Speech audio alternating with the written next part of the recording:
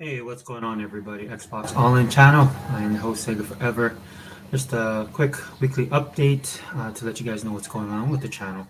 I do apologize. I haven't been able to put up content. I was actually going to put up a couple of videos last week, especially with all the Xbox news that's been going on. But unfortunately, I had to get a medical procedure. Nothing serious. Um, but when I was younger, I used to play basketball. Then I tore up my knee, and then I had surgery, and meniscus ACL tear. And actually, this was back in the 90s, man. So back then, and I was at the Navy at the time, and they didn't have the technology that we have now. So they basically removed my kneecap. They're basically almost a reconstruction. And so I've been dealing with my knee as I've gotten older. It's become a problem. So I planned to do a lot of stuff last week, but I just couldn't, man. I had to get a procedure done. I get injections for my knees. So, hey, what's up, brother? He bought in the house. Yeah, hold on. I'll send it to you. Um, dude, I gotta get better at that, bro. I do. I need to, I need to learn how to prep my stuff before I get started. That's something I work on. In fact, I'll do that as a New Year's resolution for you guys. Um, Hold on, bro. Let me see. I'll get Hebot in here real quick.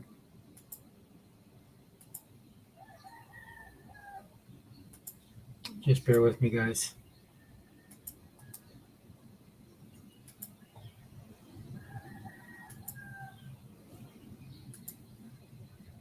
Okay, Hebot, I sent it, bro. Yeah, jump in, man. Hope you guys can hear me okay. But basically, what ended up happening is I had to get these injections, man. They put actually gel in my knees because I don't have any cartilage. And man, that's painful now, especially as I've gotten older. When I first started getting them, it wasn't too bad, but man, I was feeling every bit of it. And in fact, when I got the shot, it was brutal. I sent it to you on Twitter, my brother.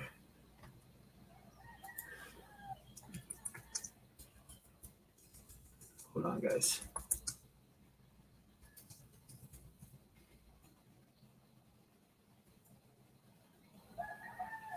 So so I didn't get to do some of the stuff that I wanted to do, but hat tip to the community, man, the Xbox community, especially the guys like my brother Hebot here, E-Rock and Sega Man, and as well as Tuckmaster and Unlimited. They were doing videos, um, a variety of videos. Man, Unlimited did a lot of videos. I think he did like four or five, maybe three or four or five. I know he did quite a few, which is good, man, because I like content, man. I don't watch, as you guys know, I don't watch a lot of the Xbox guys or a lot of the Xbox channels, mainly the big channels and the influencers, man, because those guys, I've talked about it on other videos on my channel, man. These guys are horrible. I mean, if you're an Xbox guy, I don't know why you would watch them. Dude, they're basically, PlayStation like fanboys. So, yeah, but Unlimited did a lot of stuff. So, hat tip to those guys, man, because like I said, I needed content to watch. Hey, what's up, my brother? Hey, how are you? Hey, Merry Christmas. Thanks for the message, dude. I was hurting. I've been hurting.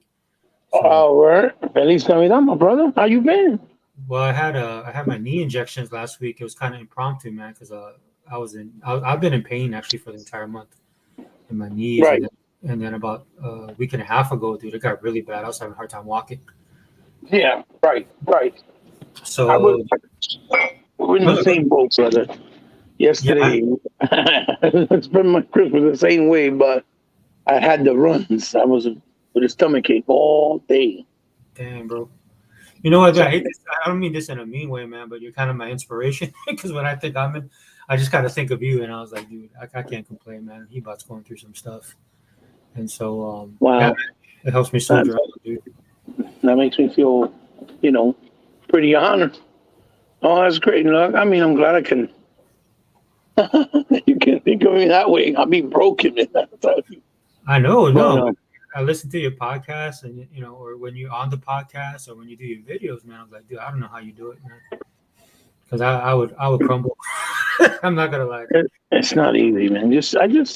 I figured just do something and try to distract the mind because If you don't, you'll be like, oh my God, you just be in bed and not really being productive or feeling sorry for Oh, hello. yourself. Yeah, yeah, I'm here. Okay, I got you. All You, right. you can hear me. Yeah. Oh, yeah. Shucks. I had a bad feeling about that. Yeah, brother, I lost you. Jump back in, and I'll add you back. And the interesting thing about me and Hebot, as far as the Xbox community is concerned, at least the dudes I hang out with, man, we are far. We couldn't be farther apart from each other. Even though I've been friends with Hebot from the jump. Here we go. He's back. Yep, you're back, bro. Can you hear me? Yeah. I think I just lost you for a second. Yeah, I accidentally closed out the fucking window myself like a goofball. Just trying. What do Oh, geez. my kids say? What is that the kids say now? Boomer tendencies. That's what they keep on saying now. I'm like, oh, okay. Right, right. Yeah, no, man. Like, it's not. If you stay in, like, if you stay in the bed, even though it makes sense because you're not feeling well, right? Right.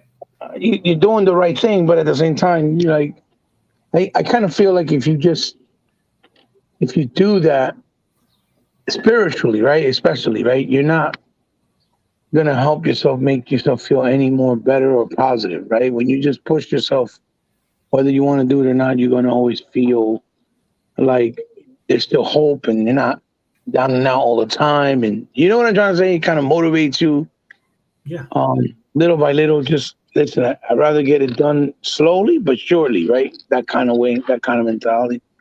Right. That's why, the content's been so low on my channel. It's been because I've been tackling so much stuff with moving, with the family, Christmas, obviously, and the Yeah. holidays, and just you don't feel like doing nothing. Even though I have so much things I could put up as content, whether it's gaming, figure related, I'm like, oh fuck, do I really want to do that? Like, you know what I mean? No, yeah, because when I see you Um, on the podcast and you get passionate about the topics, right? I'm like, yeah, I know that's something that's internal, right? That's yeah, that never goes away, man. It's like that when you're real about stuff, and you know where I'm coming from because oh yeah, you're the definitely. same way, right? You have the same passion, right? Although you may be soft spoken, right? When you speak, that passion comes through. You can see it, you can feel it, right? You can hear it in the tone of your voice, how you express yourself. And it's different. It's different than when you're watching a lot of people or bozos, right? That claim to be passionate about it. But the reality is that they're just playing the part, right? They're doing something because it's popular. Everybody else is doing it, and it's happen to be something that they do, because they play video games. So, oh yeah, I play video games, so I have the right to open my mouth and do videos and do these YouTube channels and these YouTube topic things. And in reality, all I'm doing is adding more to the fuel to the fire instead of being actual pro gaming, a pro activist for what's right and what's wrong in the gaming space, right, or in the gaming realm as we know it today, right? Yeah, Um, definitely, man. Because these, like I was just saying before you jumped on, man, a lot of these guys, dude, they're just frauds. That's why I yeah, love. a lot of them. I'm sorry. Go ahead. Finish your No, no, thought. What you're saying. well, I was just gonna say, like that's why one of the things I love about Game Pass is that it really exposed a lot of these people. Oh You know, yeah. like they were Oh saying, yeah. especially, and I don't care about the Sony guys because we already know where they stand. At least they're consistent. But on our own side, man, on the Xbox side, dude, I think Game Pass exposed a lot of people. Like for me and you, if people would ever bring up our records, right, like our gamer score or the amount of time we spend on games, it's because we're busy, right? Right. But for a lot of these guys, they're in the industry and they're supposed to be promoting Xbox. Like with McCaffrey is one of the worst. Brian Oh yeah. McCaffrey. Yeah. McCaffrey just he's like if you believe that he's actually all Xbox at Mhm. this point, then you're just lost in translation because the dude clearly shows that he's an Xbox guy because that's the position he was given in IGN as far as the way they promote him. But when he speaks, And things he says just shows you that he truly doesn't believe in Xbox or the brand, and he just doesn't care anymore for it. You know what I'm trying to say? Well, for me, when I look at him, he's a product of his time. Right? He Mm-hmm. came in because I think he's like 10, maybe 12 years younger than me and you. Yeah, yeah, So absolutely. he doesn't really come from that old school. So when he Right. came in, like he talks about Halo, and you can tell he knows Halo. And look, I'm not. This is not disparaging to Halo, but Microsoft and Xbox is more than Halo now. And I'm Right. saying this as a huge Halo fan. You know, the Right. console, the company has changed. That division, the Xbox division has changed, but it seems like he's still stuck in that '90s, early 2000 mentality. And then Yeah, that's yeah. when PlayStation really started to, dominate the media and stuff like that. Mm-hmm, mm-hmm. So when I look at him, that's what he reminds me of, dude. He reminds me of a person of that time. Well, it's really great that you said that because that's a really great way of explaining it, right? Yeah, Like people, like you said, a product of his time. People, right, always find it a lot easier to speak about PlayStation, right? right. Because they don't change. They're stuck with the same style and aesthetics, how they do things, how they roll, how they, how they present their business models. They don't really change, right? So Yeah, it's like safe for them. It's always the same. And it's great that you said that because is a Halo boy. So it yeah, kind of tells me that he was there with the Halo crew and crowd. But then once the Halo group and crowd started being like, oh, Halo's not good enough. Why are they changing? Why are they doing this? Why are they doing that? He no longer wants to be part of the crew because it's no longer cool to be a Halo fan. If that makes any sense. You get what I'm trying to say?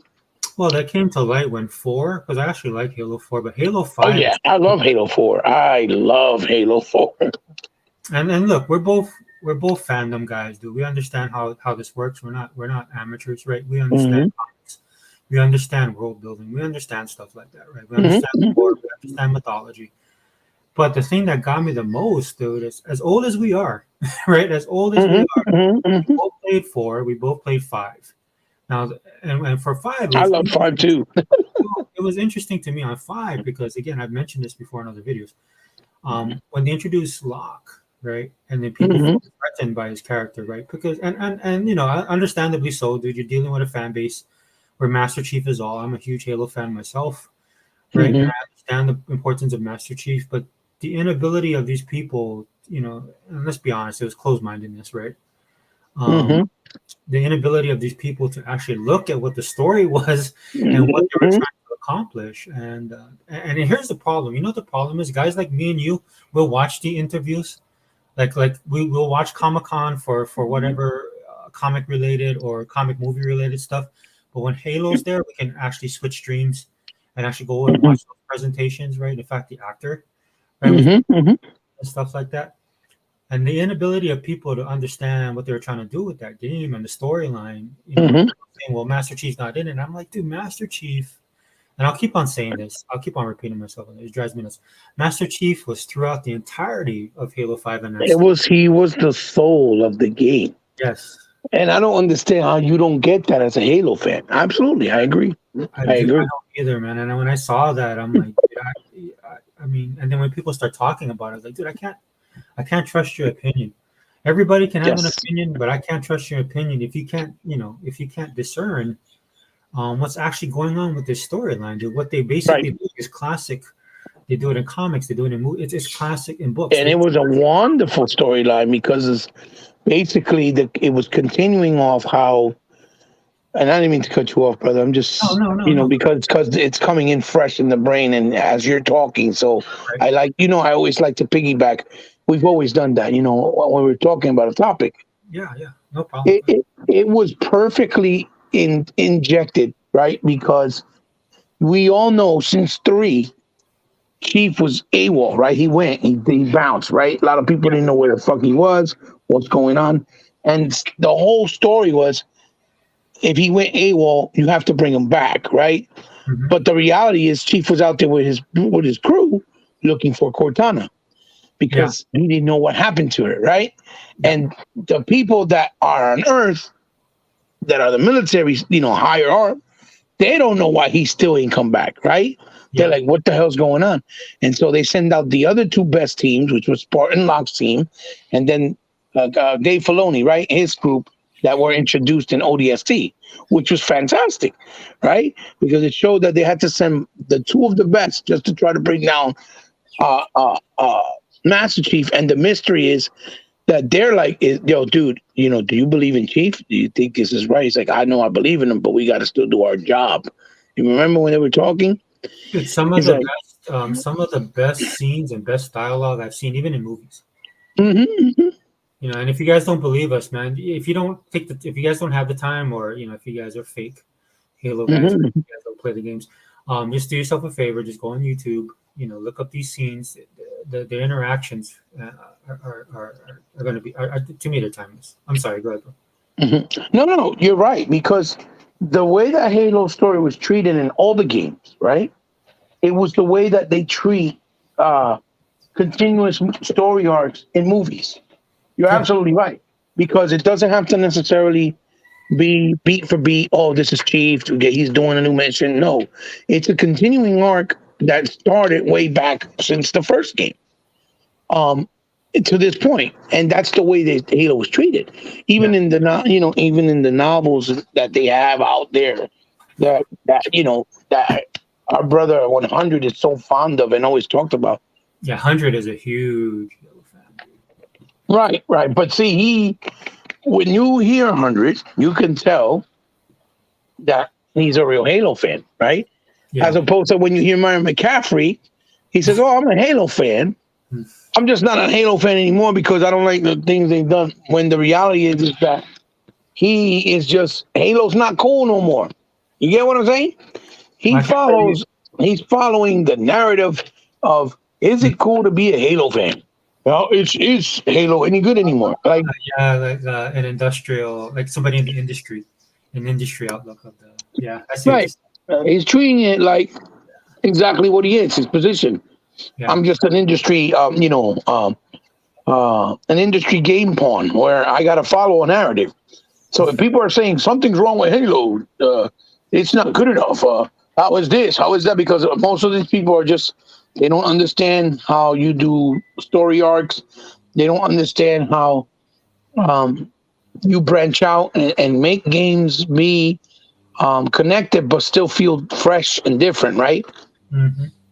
That they're just used to having everything the same way over and over again, like the way that Sony stuff is. That's why they always love Sony, because it's the same thing. It's the same formula. It never changes. It doesn't really take risk. And it's funny because then when they do take risks, which are real small, like they did with God of War, right? In the case of Kratos, they want to praise it, even though it was done in a way that was really stupid and wasn't really connected and didn't really need to be there. Yeah, you understand? Oh, because go ahead. No, go ahead, brother.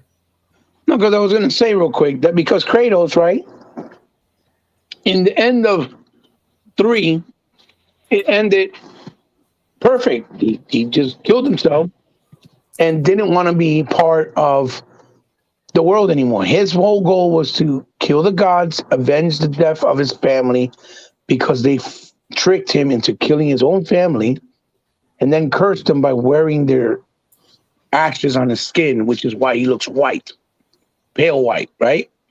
Yeah. And that was the whole synergy. That was the whole essence.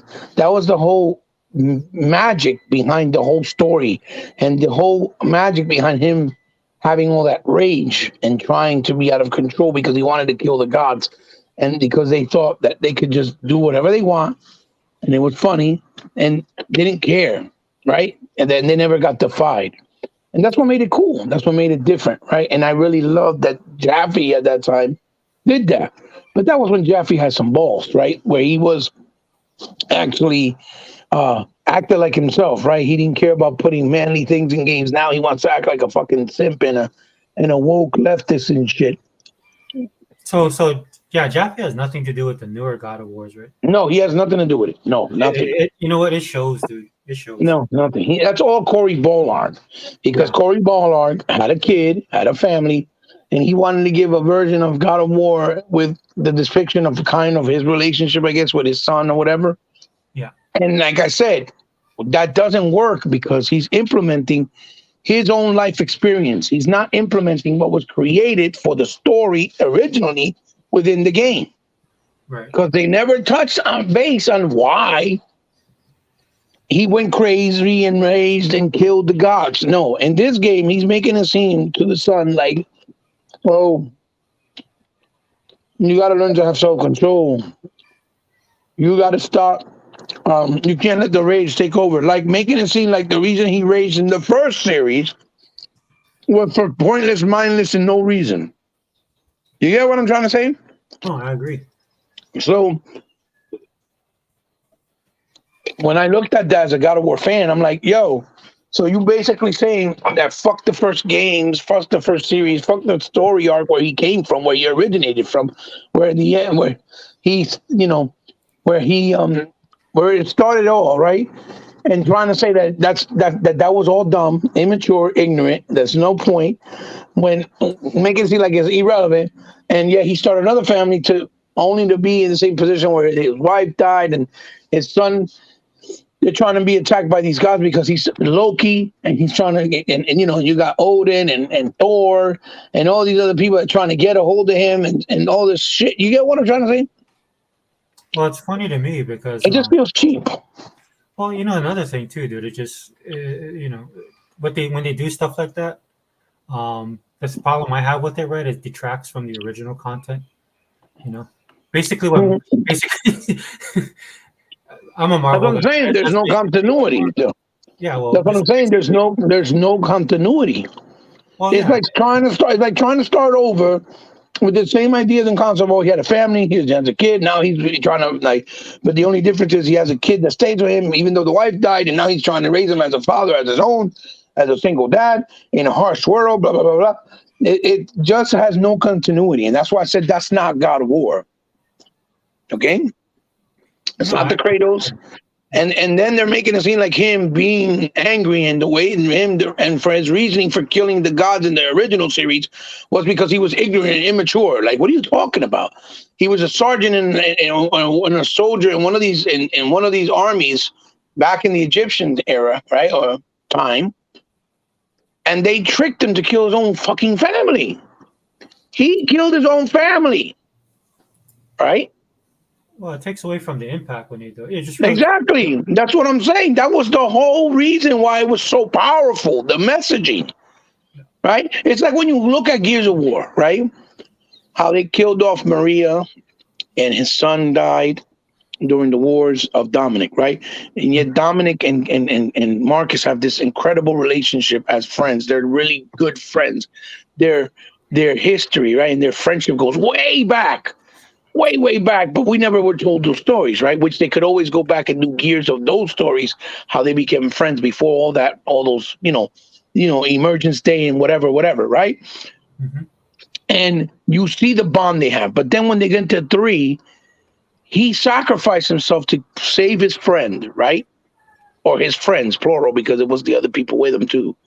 Because he knew that even though him saving them, not only would he save them, but he would be able to reunite with his wife and his kid.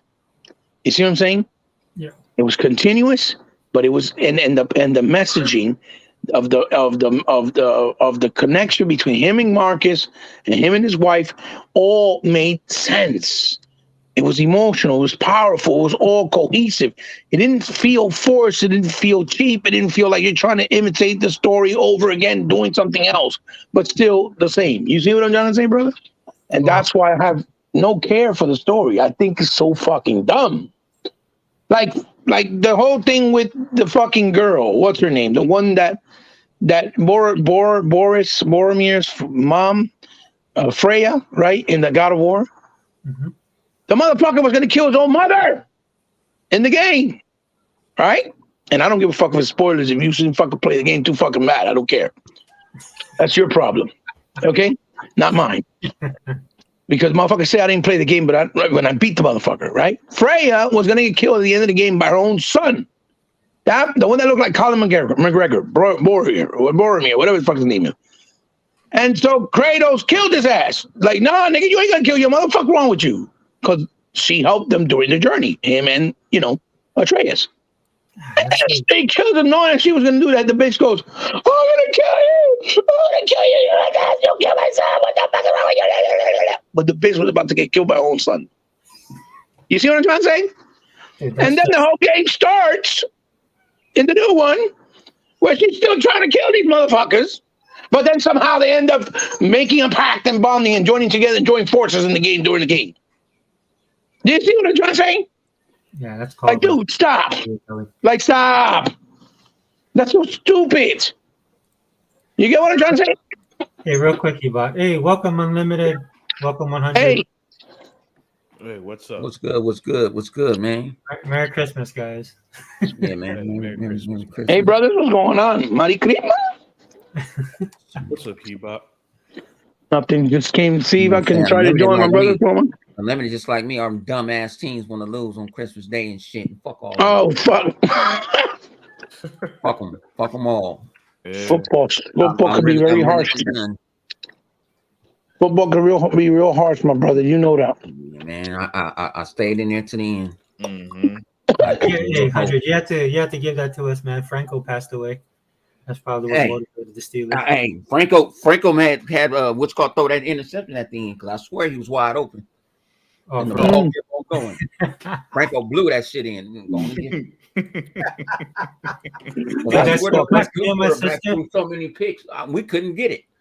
Dude, me and my sister can't even talk about that immaculate reception, dude. When we're And together, I said, "Damn, man." because she's a I wouldn't wanna huge play. Raider fan, man. If that comes up, dude, we just don't say Bro, it. it's not easy being a Raider fan. That shit's fucking rough. I'm a diehard, like I said, Yeah, easy. people don't understand. I'm a diehard Raider fan, like I'm a diehard Xbox. Oh, yeah, fan. for sure. People don't understand that. Like I'm a fan of the fan. I don't You're a care. real Like, fan. yeah, Mhm. like Dog. Dog is a Cowboy fan. If the Raiders play the Cowboys, we do not talk. We don't come around. We don't exist. Because we're gonna vibe, we're gonna try to choke one of each other out. Because they're gonna say something stupid. Dude, my aunties. But my after sister- the game, after the game is Raider peace. fan. Whoever loses is peace. You know what I'm saying? Go by bottom, Mhm. chill out. Yeah. And we don't even talk about the game. Right. Yeah, shit. But if it's during, it's war. Oh yeah, it's war. It's war. Like I said, it's war. And then everybody, even the ponies, even jumped on me. They was like, "Yeah, we gonna give you a Christmas present." Man, I'm to them Raiders. I'm like, damn. Y'all ain't got shit else to do. I know y'all ain't got nothing to play. All right. They're like the Twitter motherfuckers. I'm talking about I'm so Xbox even bored. during Christmas. Man, I'm Mhm. so bored. I've been jumping on Christopher Hart all damn day. All this I've been. Oh, I saw that. Just gonna jump on him. He's dog walking. I'm gonna dog walk him again later on. I'm trying to let him breathe. Chris Hart never stops. He always trying to suck on the other ponies, I trying to told give him him to give him ammo. a Pegasus contract. I told them, give him a Pegasus Pegasus contract. He I told him, always trying to go off the ammo. Hmm? Man, he does all that dick riding all day for Red All day. Dragon, for everybody. He don't never come up with none of his ideas. Nothing is ever him. Exactly. I'm He's a like, soldier, no, man. He's a wrong soldier. motherfucker. And then he gonna try to throw some shots at me. You know you fucking with the wrong one, right? You crazy. And then little pony bills, little wannabe soldiers want to come out, and I'm like, you know what? It's too easy. Right. Man, what I get for Christmas, man, I didn't get a damn thing, but Crisis Core. I bought that shit myself this morning. Oh, nice. I bought Crisis Core for myself. I said I got it. I took care of everybody else. I'm like, man, I get paid this week, so I'm like, okay, I might give me something. Is it any like comparable to Final Fantasy 15 or is it Yeah, more it is. like You that? know, only thing about with the 15 is it still pops in, like, you know how you just walk around and, you know, like you play a regular turn-based game. Yeah, It pops in like that. Otherwise, you got control of your character and everything, and then you're trying to like time hits and stuff. It's like a little Russian roulette thing, and if you hit like 777, you can call out a special character or something. But no, you got control of your character. okay. I got it for my son. You got to put some potions on and all this other stuff. But no, it's fair and square. Like it's not turn based. Like I hit you, you hit me 35 times. No, I'm not playing that. Yeah. My man Zodi said, man, it's like playing checkers, not chess. Boy, I'd rather play checkers playing this shit. Yeah. Hey, man, I'm with you there. I'm with you there, 100, man. That turn-based shit don't work for me, man. It's that Zobi grew up with the turn-based, so he loved that shit. I grew up with the last turn-based game I ever beat, and y'all don't laugh at me. It was on the Nintendo. Mm-hmm. On Wild Arms. I beat Wild Arms. Oh, Wild Arms, yeah. That's a good game. When Wild Arms 2 came out, I said, "Oh no, we're not doing that. This shit was too long." It took me about like 3 months to do that shit. You know, I thought Nino Kuni was going to be like I didn't know it was like an action RPG, so that's why I haven't been liking that game. I got Nino Kuni. You know what I'm saying? Shout out to Game Pass. I started it, but it's still kind of turn-based. You can move around, but it's still kind of turn-based shit. At least they give you a little bit more. Yeah, you can do more strategy on that though too. But the thing about it, I'll be honest with you guys, man. You guys know I like anime, as you can tell by my avatar. So the drive for me to play it is because I like the art style and the anime style and the story, as opposed to I know not everybody does. That's why I kind of don't put it on blast. Yeah, I don't put it on blast. Like my man Clowns. I love my man Italian Clowns, but he tried to disrespect me the other day. He's like, man, oh no, we get to play Persona 2 and 3 on game. I looked at him like, why you ain't played it already? You should have played it already. Well, now I'm gonna play it for the achievements. Just say that. I'm not playing that shit. I'm not playing no turn-based. I ain't got time. Ain't enough time in a day. You know, it's so stylized. That's why people love it, man. It's a particular type of fan that'll play it. I mean, I played a little bit of Persona 5. And then, you know, the fan stuff won't bother me. The fan service stuff doesn't bother me because I already watch anime. So that shit's not new to us. Yeah, people act like that shit is new. Like, oh my god, what is this? Amazing. You know what I'm talking about? Yeah. That's why I tell the community, I'm saying Xbox community, y'all got it. Y'all better go. You wanted it. I didn't ask for it. Talking all that shit, we better go support it, right? You better go play it. You better go show screenshots, gameplay. You better not play it on Game Pass. You better buy that motherfucker. Yeah. I'm like, I'm not playing that shit. I'm not playing if you do all that shit talking, brother 100, they should be buying it. If they talked all that shit. Man, this is my game of the year. I ain't gonna even lie. I had 2, but I got 1A and 1B. Which was my first one? I think I said it already. Vampire Survivor was my first one. Yeah. High on Life? Hell no, that shit is funny as hell. I don't care.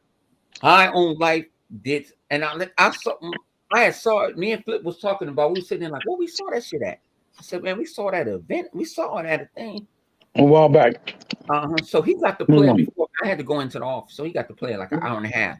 I try to rush home. I'm telling the Uber driver, "Hurry up, man!" Fuck. And I put it in, and people was like, "Well, it's not for kids." Man, I ain't saying it's for your kid. It's for me. Yeah. Y'all kids and the kids know what I'm saying. Kids know about stuff already too, so I don't even care. Kids be playing Grand Theft Auto and Modern Warfare. I'm like, I don't even think. Well, you had your son playing Grand Theft Auto at 13. Yes, he knows right from wrong. He knows he go out there and shoot the police. He's not going to be here no more. You know what I'm saying? And you got to tell your kids right from wrong. But I was sitting there playing it. And then he saw me. He was like, "Hey, Pops, what you playing?" I said, "What's that High on Life?" I said, "You need to play it." Because he's 16 now. He's about to be 17 in March. Yeah. He said, "Damn, this is fire." You know what I'm saying? I had people, well, it was this and that. I actually had a couple of dudes that I got it. Because Lemon had me in on spaces. Sometimes I jump in on little raggedy ass spaces with their little diplomatic talking about like they know stuff. And and so I go in there. And so I'm like, so one of the dudes was like, "Man, I saw some up and down reviews for High on Life. I got it down. I don't know if you want to play it." I said, "Why would you let a reviewer teach you how to play a game instead of if you want to play it or not?" Right? Exactly. The thing about it, they can't even put out. They don't even play the whole game. Yeah. Mm-hmm. Yeah. They just play a portion of it. They gave them review codes at the last minute. I like that. You couldn't go nitpick. They couldn't spoil it, right? They couldn't hurt the game and damage it.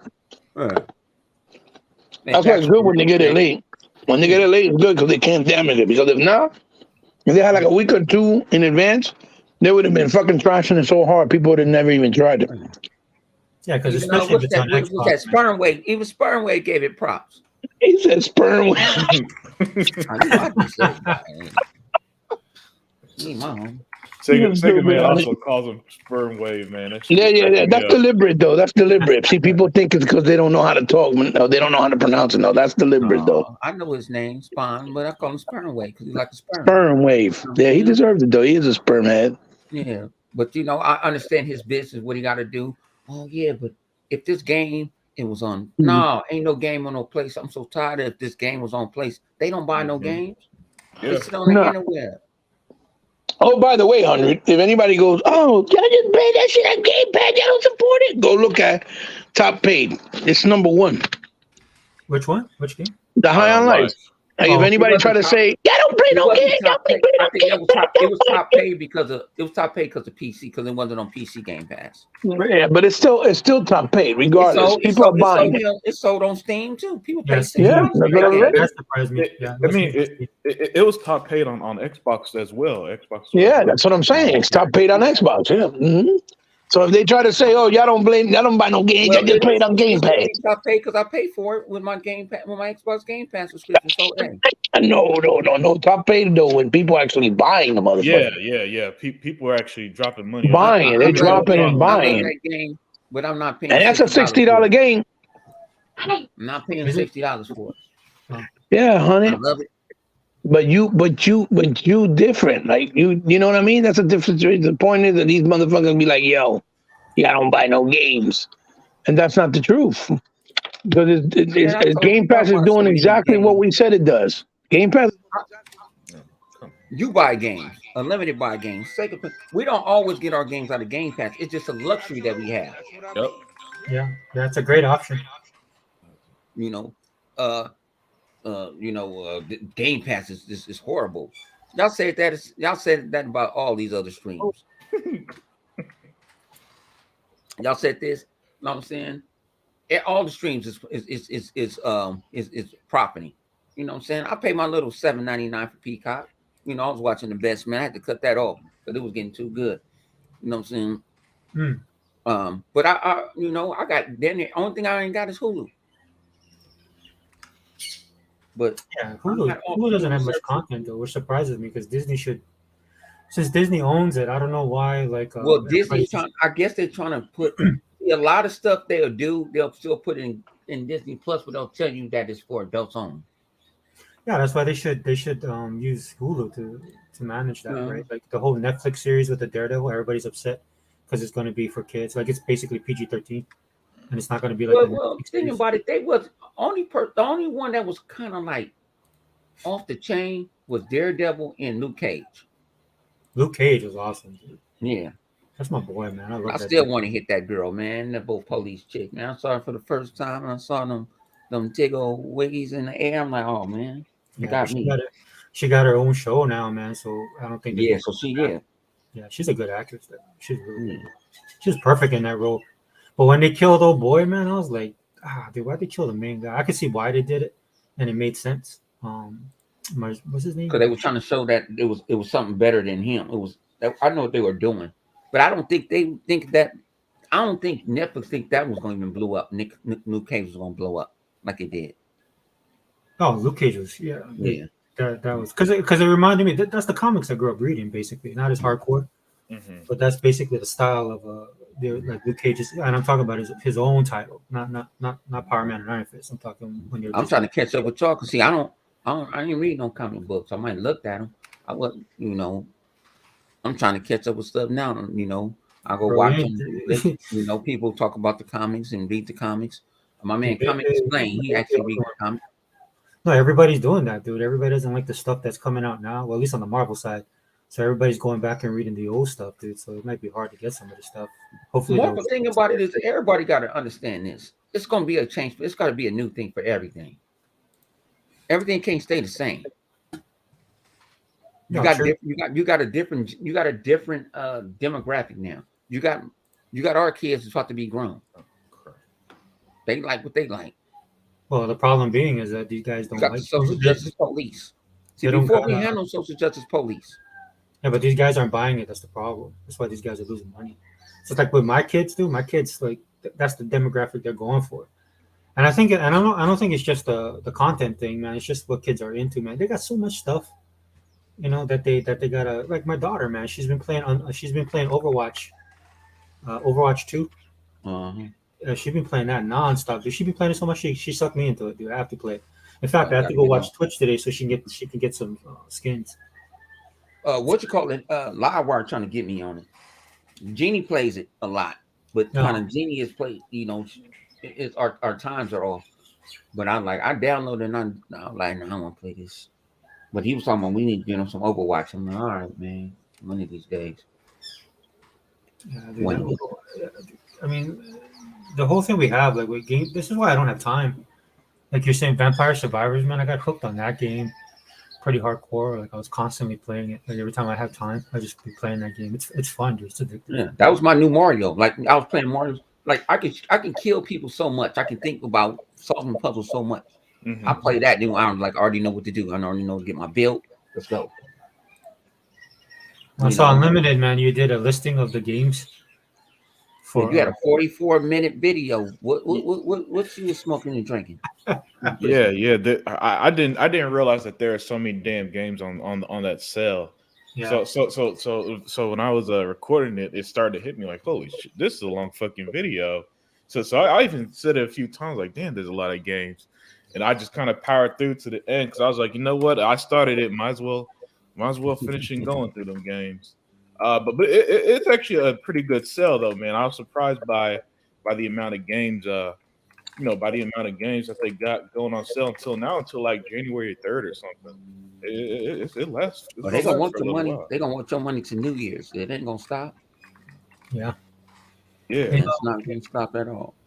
People getting gift cards and stuff like that for Christmas too. So that's I wish somebody give me a damn gift card. I had to gift card myself some money.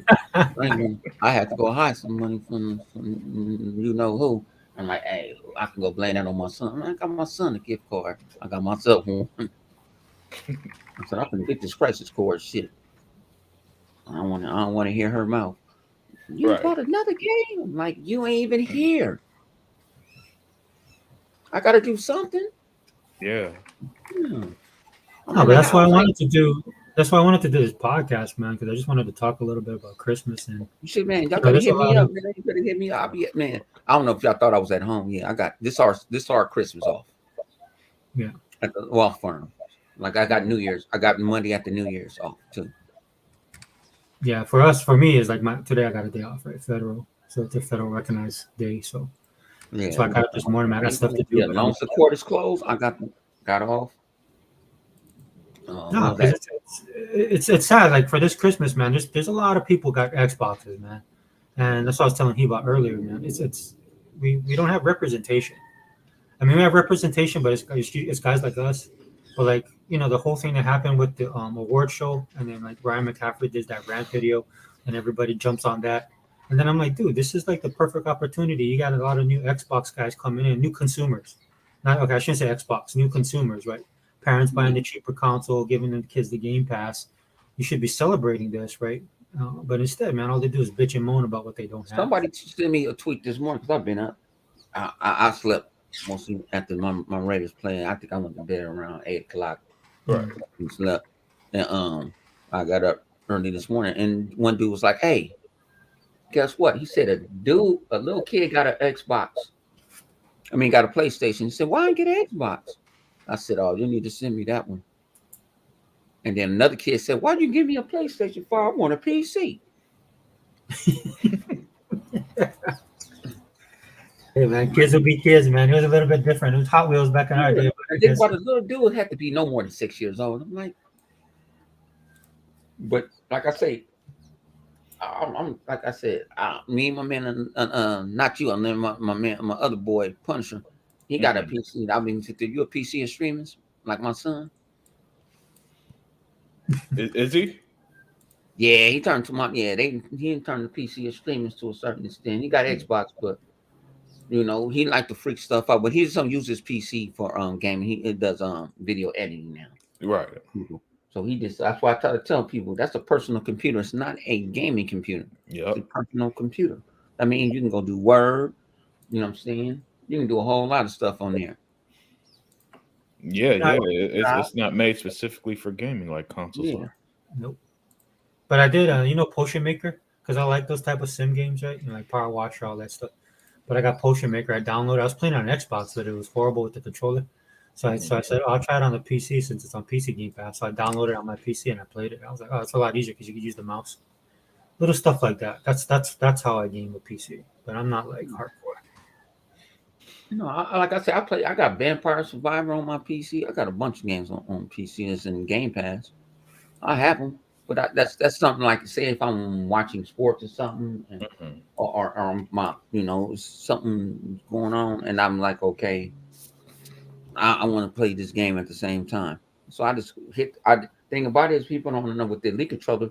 If you hook, you can when you hook both of them up to your PC or to your Xbox, you just hit double click, it'll go to your PC and turn the Xbox off. People don't understand that. I'm like, I don't have to go read stuff. I just hit double click, boom. So let's go play this. Let's go play that. You use cloud gaming and all that stuff, 100? Yeah, I play cloud gaming all the time. I do it at work most of the time. I meant to go finish High on Life at work, and then I was like, man, I'm about to get half the day off.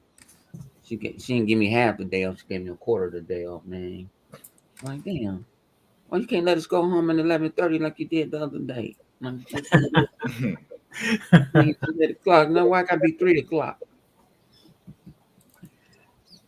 And to all the secretaries, like I said, and shout out to all my secretaries. I love my secretary. They broke me off cash. I still got Christmas presents on my desk. I ain't bring home. Yeah, you got it like that, huh? Hey, shoot, when you take care of them, they take care of you. Oh, that's true. That's true. They take care of you. Only thing I'm mad, I got a bonus, man, and Uncle Sam took $450 out of that shit, man. Fuck Uncle Sam, man. I'm like, man, oh, I was mad. Yeah. He's gonna get his cut, man. I know that feeling. I was mad, but then I was like, damn. My office manager was like, I was going to tell you Monday. She would have told me that Monday. I would have ran to my HR manager.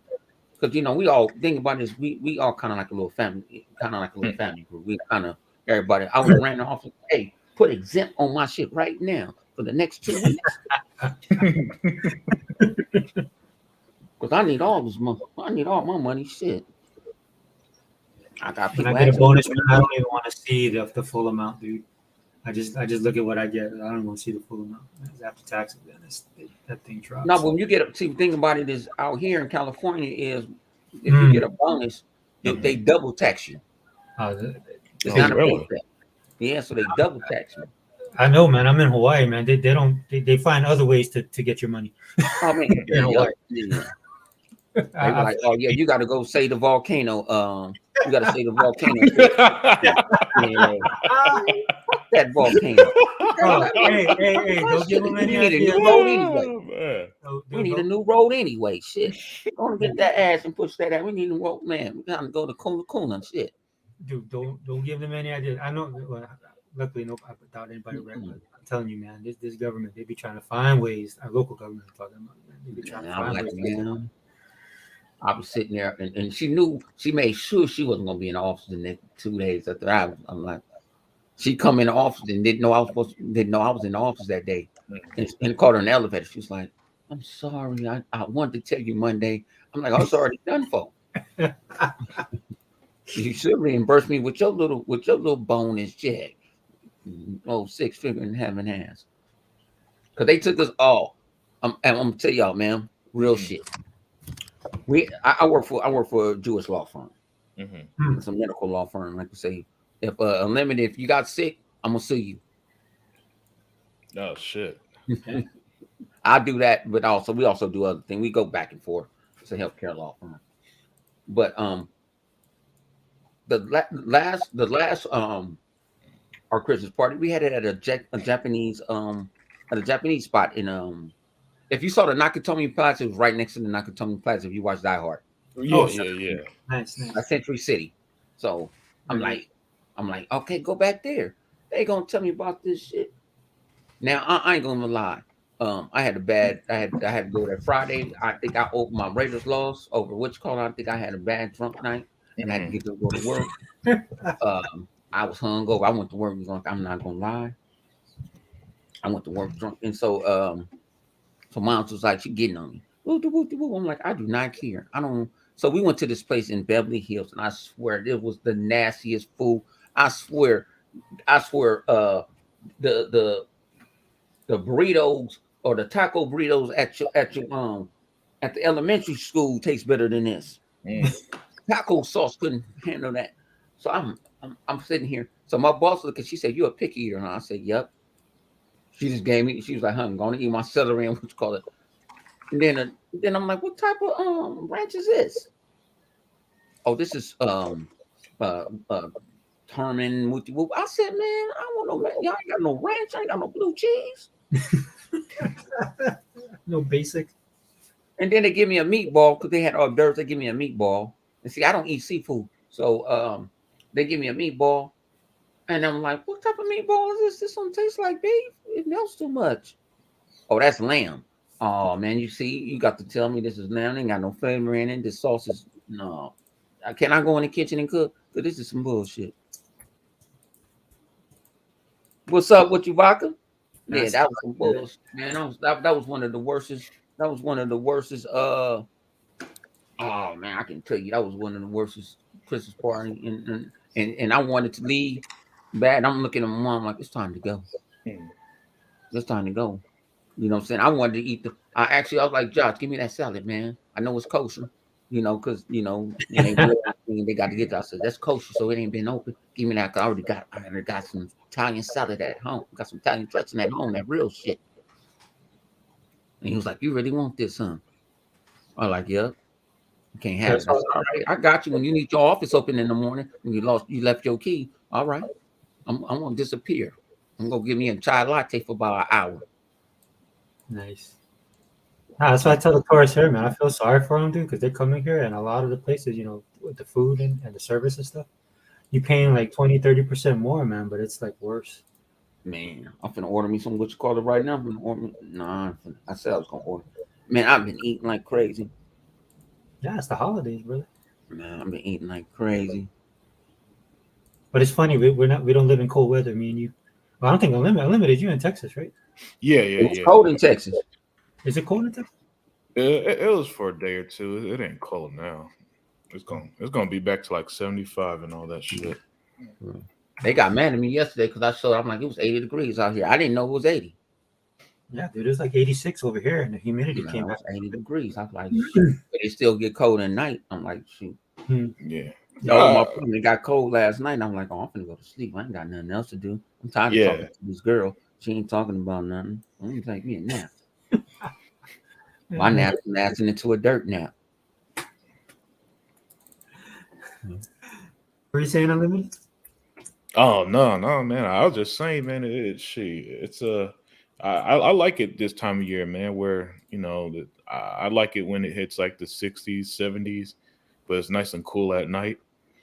And then once in a while it gets cold, but that shit don't last here, man. You get like 1 or 2 cold days, and everybody pretends like we live up in Canada or something. I was like, man, just stay your ass home if it's that cold. It ain't that damn bad. Like Flip got snowed in. I think he got snowed in. I think Vodka got snowed in. They got hit. Like New York got hit. They got hit with that. They got hit that Arctic blast. Yeah. But in Houston, it snows like once a decade in Houston. It don't be like that. My boy Taxi stayed in Houston. He was like, "I like it's cold." And he was like, "Yeah, it's cold." And I'm like, "Yeah, it's cold." Dude, the tourists here, like tourists come from the States especially, but they come down here, man, and like if it gets like, I think it's like 50, about 49, 50, so we were wearing like, covers and stuff like that, jackets, stuff like that. They're looking at us like something wrong with us.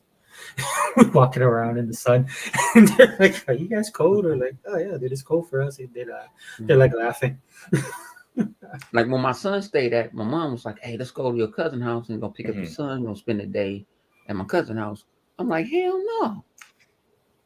He was like, why? I said, when that sun go down at 5, 6 o'clock, that's the frozen tundra. My bone. I'm no. And then you want to sit here? Well, I drive home. You could just start drinking. That's not going. No. Who's this? Who are you talking to? No, because my mother went to go. So my cousin stays in Palmdale. That's like the high desert. Mhm. Here, Palmdale, Lancaster. That's the Palmdale is where the got the stealth fighters and all them get built. That's the Yeah, little yeah. That's really Area 51. I don't know why people want to go there, but so my mom was like, well, you want to see, you know what I'm saying? She's like, you don't want to see your son? I said, I see my son. She said, how? In my bank account. And that's how I see him. You know what I'm saying? I said, no, he's 16. He don't want to be, I got a son when I was 16. It's a different story. Yeah. And he about to be 17. Shit. And he was like, Pops, I said, no, if I come out there, I'll come get you for a couple hours. You know what I'm saying? I was like, man, I'm glad everybody had a good Christmas, man. And let me over there buying all the games and shit. You trying to get videos, man. How much videos did you do, bro? You did like 4 or 5? 4 or 5 videos of what? For your channel, man. Oh, yeah. I mean, you know how it is during the Christmas week. You got a slow week, so I could bust out some talk about video games for a little while. Nah, bro, I've been enjoying them, man, because I got like shots from my knees, so I couldn't do nothing. So I was catching up on everybody. I was even catching up on Hebot's the figures that he does. Yeah. Was in my closet. Yeah, dude, because I can't do anything. I couldn't walk, man. And then I saw your videos. I was like, oh, right on, dude, represent, man. And I wanted to put out stuff too, and then I watched y'all's videos, and I was like, oh, right on. At least somebody's covering it, man. I just do stuff out of random. Because I was telling people, I'm like, man, y'all want to be YouTube stars. You don't have to have something different. Quit doing this old boring shit. Yeah. I try not to talk about the same shit over and over too, man. That shit gets old fast. But I don't think you sitting there trying to break the bank off of YouTube. Nah. You got people thinking they're gonna get on and they're gonna turn into what's that dude, PewDiePie or some shit. Man, that old racist bastard. Fuck him. You know what I'm saying? That dude is rich. Yeah. You know what I'm saying? He American over there living in Sweden because they won't go get his ass. Yeah. Bring your ass to E3, PewDiePie. I'm gonna cut your ass up. Yeah, man. You know what I'm saying? Dude, when that Disney deal shut down, man, that's the first time I see him take an L. Oh shit. Yeah. He got money though. Think about it, he don't pay United States taxes. Yeah. Oh, yeah. Where is he? Is he in Sweden or? Yeah, he in Sweden. Sweden, right? Yeah. But he American. His thing, I guess he tried to use his mama's Sweden, his dad's American. I don't know if he used dual citizenship or something. Oh, that dude looks. I mean, he looked like he pulled his dad's side, man, but he definitely fit in over there. Yeah, saying all that bullshit. I'm getting on their asses though. No, but you know what? I mean, because I be getting people say you can't say that. I'm like, why I can't say what I want to say? Yeah, well, a developer or somebody won't talk to you. Bullshit. They was like, what you talking about? I said, when I end up getting into the circle at E3, I was bragging. I was talking shit about everybody. That's how I caught on. That's how they caught on to me. I was getting at the bonds. I was getting at everybody. I just sit there. I came home from my auntie's funeral just to get at one stop. I said, I don't want to go to no repass. I'm gonna repass on his ass. I'm gonna dance on him. That's how I got in it. But when you change your ways, people don't kind of like you no more because you just don't do the rock gut and dangerous. I'm like, for what? It's not fun no more. It's too easy. Those videos are good, bro. I watched them several times. I was trying to do crazy stuff. Like I said, the what you call it, I was like, man, I've been wanting to do the what you call it one. I just didn't have time, or I was like, I'll do it tomorrow. I kept on putting it off because I had to go to the office. But I was like, I'm gonna do the like, okay, let me go do the video game. Like I got all the video games and this and this and this and that. I'm like, I'm thinking about doing a part 2. Like I said, I got a collection in my what you call it. and they got no cases on them. Oh, you just got the disc laying around or something. I just got them sitting there, just playing games. But they was like, "Well, why do you do that?" I'm like, "Cause I can." Yeah, man, I'm jealous of you guys when you guys my collection, dude. I got nothing anymore, man, and I do digital now mainly to share with my kids as well, dude, when they feel like Yeah. playing. No, like I said, I just told them it's easy to do. To me, it's easier. For me, like I said, people that does it, I saw a dude. What this dude sold his damn like $1.2 million his collection. I said, shit. Oh yeah, dude. There's some people with some. And he said, I don't want to do it no more. I hope you don't regret it. I know I regret my decision. I sold all my stuff. He said, I don't want to do it no more. I said, wow. He had us up. It's like, okay, he actually had a basement full of stuff. Mhm. Then he had his upstairs attic full of stuff. And some of them games was worth a bunch of money. Yeah. Dude, the amount of money I made on my Sega stuff that I sold. I wish I would have known Sega, man.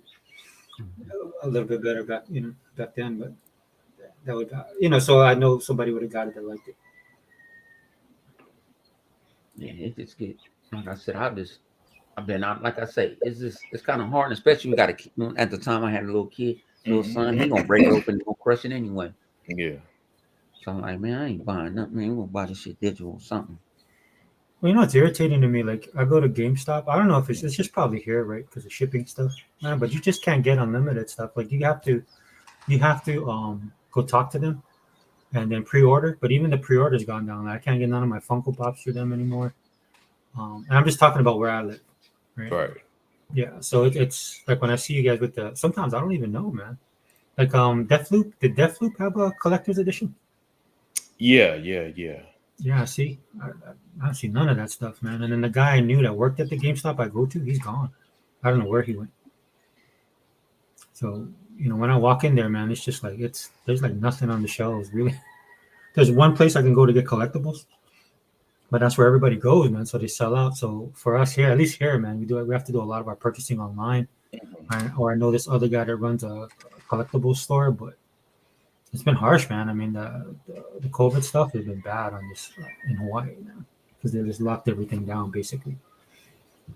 Yeah, they lock this bad. Thing about it with California, they lock this bad, but they leave it open for the dummies. Yeah. Because people don't say, I don't go nowhere. They're like, you don't go what? I don't go nowhere. It's like, what you mean you don't go nowhere? I don't go nowhere. I leave work and I come to the house. I just start walking. I got the Starbucks up the street, right down the street. I just go down this hill. I got a Starbucks, and the girl's sitting there like, "Bone." I'm like, "Yeah, what's up? You come outside?" And think about it, I really ain't saw her in 3 years. Dang.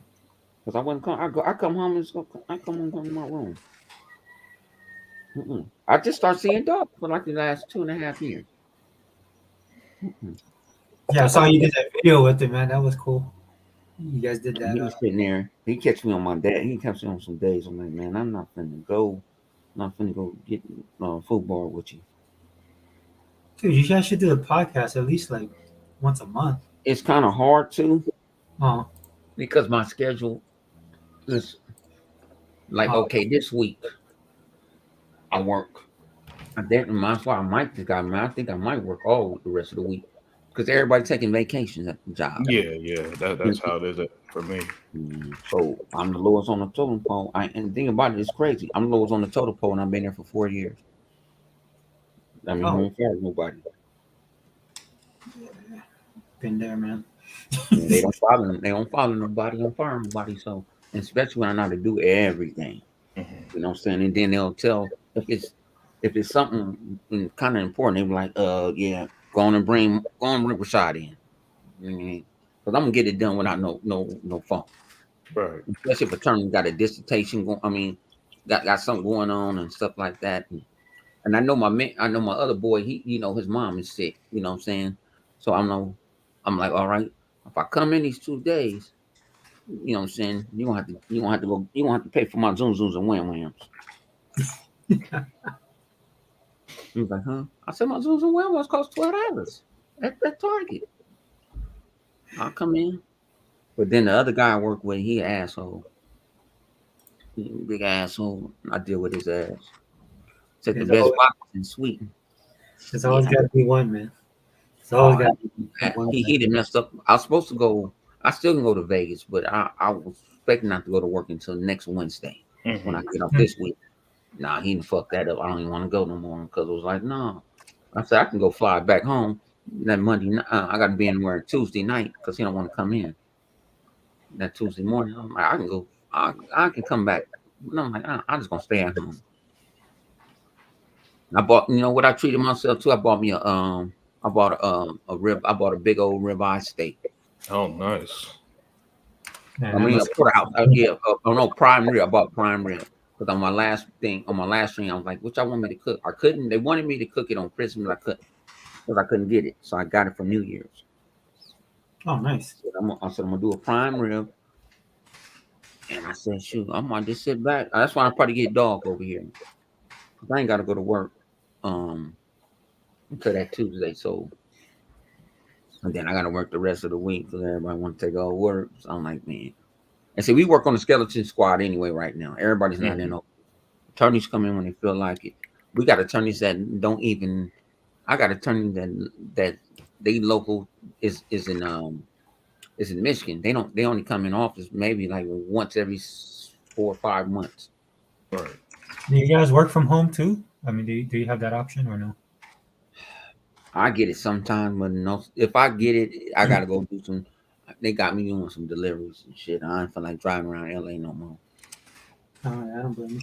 I told him this Christmas. I was like, I'm not dropping nobody's shit off or nothing like that because what they gonna pay me in the mileage don't average to the gas. Oh, yeah. That Yeah, makes sense. yeah. Fuck that. Dude, I've been having to because of my knees, man. I have to use the Uber last week. I have my kids too, right? So we was ordering food, man. Oh man, that food cost was evil.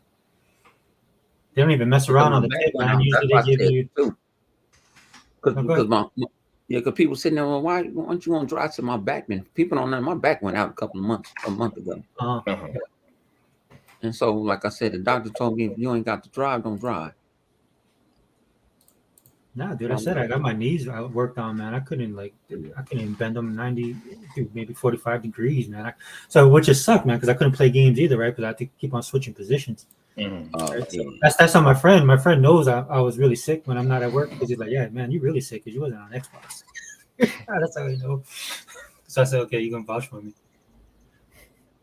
But that Uber price, man, they don't even mess around, dude. They go straight to 20% tip. Man.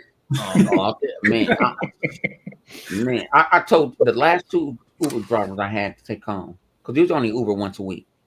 So I go in. I'm like on the way home. It's the because nobody want to take me back home because I work in Westwood and drive me to Inglewood. But it's straight. They want to take the streets, and I'm like, get your raggedy ass on the freeway and get in that carpool lane and just go. You know what I'm saying? I don't want to tell him that. So I'm sitting back on YouTube. Like I said, I might catch Unlimited. Somebody on. Like when y'all did Unlimited, what you did the other day, that got me through that Uber drive because I was going to break his neck. Oh, shit. That's how I am, man. Dude, I see you guys like, videos. what are you doing? I'm like, you going here, going bounce here. I think about I know the back streets, but I don't want to tell these guys how to drive and then and this and that. But I'm like, come on, my guy. You're taking the worst streets in the world. And you going by Culver City, you know they don't like us brothers out here. I ain't trying to get, I know my rights, but man. That sounds like the Bel Air of LA. Huh? Culver City next door to me. No, it ain't. It's every. I mean, it's cool. How can I say? How can I tell you? No. Like people don't understand. I told y'all watched what do you call that? What's the black chick name? Back in the day, Jackie Brown. Yeah. That mall. I used to work in that mall. That's in Torrance. I worked in that mall. It's two of everything mostly. I worked in that Macy's. Yeah. When I was young, that was my first job I ever had, Macy's. And my first job, I got fired at too. We won't ask why. No, what I got fired for was some bullshit because I got pissed off because I was supposed to be full time. I worked there for like 3 years. I was Oh, yeah. I was busting my butt. I thought they was going to make me the team lead, but see, they was looking at I was too young at the time. But if I wanted to do something, I was going to do it. Everybody, I knew if you say a number, I'm like, oh, that's man's furnishing. Oh, that's I knew codes and everything. So when they gave me this black lady, she was sitting there like, she my manager quit. I had a black man, she quit. Shara quit. I'm like, Shara, you wanted me to get that juice box to me and you want to quit on me. That's wrong. I'm grown. And so she left, and then I ended up getting this white guy. He was cool, but he didn't know how to balance the brothers and everybody. Right. You know what I'm saying? I had this, like I say, Helen, if you're still alive, Helen is my home. Helen's dad was a how can I put it? Helen's dad was a surgeon. Her brothers were surgeons. They lived in Palos Verdes. That's where what's called live at. Bill Cosby live in the hills. She told her dad only thing she wanted when she graduated from UCLA was a car with no radio in it, no nothing. She wanted a bare bones car. I said, you can have a Maybach. What's up with you? Maybach's nice. She didn't want nothing. She had a Toyota Corolla, the smallest thing they can fit, and they have no radio in it or nothing. And she was like, and then I said, what you go to school for? She said, I was trying, she had something chemical, something metal in the metal. He said, well, I can't do it. I can do it on paper. So she was working with me, folding towels and everything. And we was, especially like Christmas time and all that, we was bringing in hours like a crazy horse. And so I go on vacation. I come back and I got paid every week. I come back and get no check. I said, where my check at? They was like, oh, you don't get no check. I said, I don't get no check. Because you ain't full time. I've been working here for 3 years. I ain't full time. Dude, that's Jack. And everybody that was in HR at the time when I first started, and after that, they were gone. And there was this guy that was on the fruity side, and I went off on him. I went straight off, and they was like, you know what? We just gonna let you go. Yeah, man. I was like, fine, fuck this. And then you got to tell your pops when you're 20 years old, you ain't got no job, and he clowning you. And then I said, I do got a job. But 3 weeks later, I got a job working at special ed school. That's what Yeah, man, you got a lot of different stuff, bro. I worked, like I say, the only place I kind of really do miss out of all my jobs is the airport. When I worked for the airline, that was cool. Because I can come to work. All right, because I usually like night, so I come to work at 3. I got a flight, maybe there or an hour away. I'll go. I got 45 minutes to turn that flight. I ain't got nothing to do. I ain't got nothing to do until about after 3 or 4. I ain't got nothing to do about 7, 8 o'clock. Happy holidays with Takina. And then I go mess around again, like especially Saturdays. I come in at 3. I want to get another flight to 7, and then my last flight is at 10, and I'm just pulling it in. So we had a lot of junk nights on the ramp.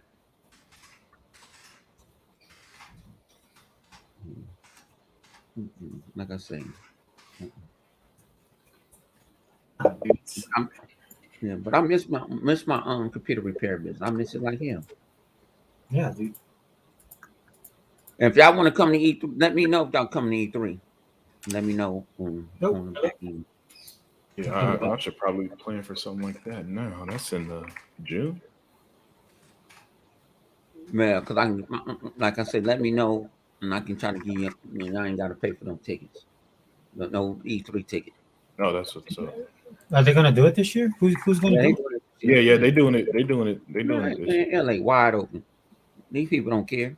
No, I mean, but the industry wide, man. It's like what? It's just gonna be Microsoft. Is that how when people won't show up? Microsoft. No, think about it. Nintendo is there, but Nintendo just don't do a show there. Oh, they have a booth or something there. Yeah, Nintendo was there, and thing I like about what they did the last E3 was it made the smaller people that was stuck in that corner, they brung them out. Oh, nice. You had people sitting there like, oh, you paid for that gaming chair? Man, we can put the gaming chair with your name on and everything and wrote in and everything. Well, how much? Shipping and everything, $150. Oh, okay. You want a massage kit and everything? Add another $50. I'm like, okay, it was competition. Hmm. It showed more like old school games. Like, you know, we went to a spot, they showed nothing but old school retro stuff. That's see still the an video- industry. That's still an industry event, though, right? It's not for the Yeah, public. but see, thing about it is the media wants to kick the regular Joes like you and they want to kick y'all out Mhm. because you guys are them now. We don't need, you know, you guys can be the media. You guys can go talk to anybody. Like people like, oh, you talk to Ninja Theory? Yeah, we talked to Ninja Theory. We didn't have no special, but we ran into Ninja Theory.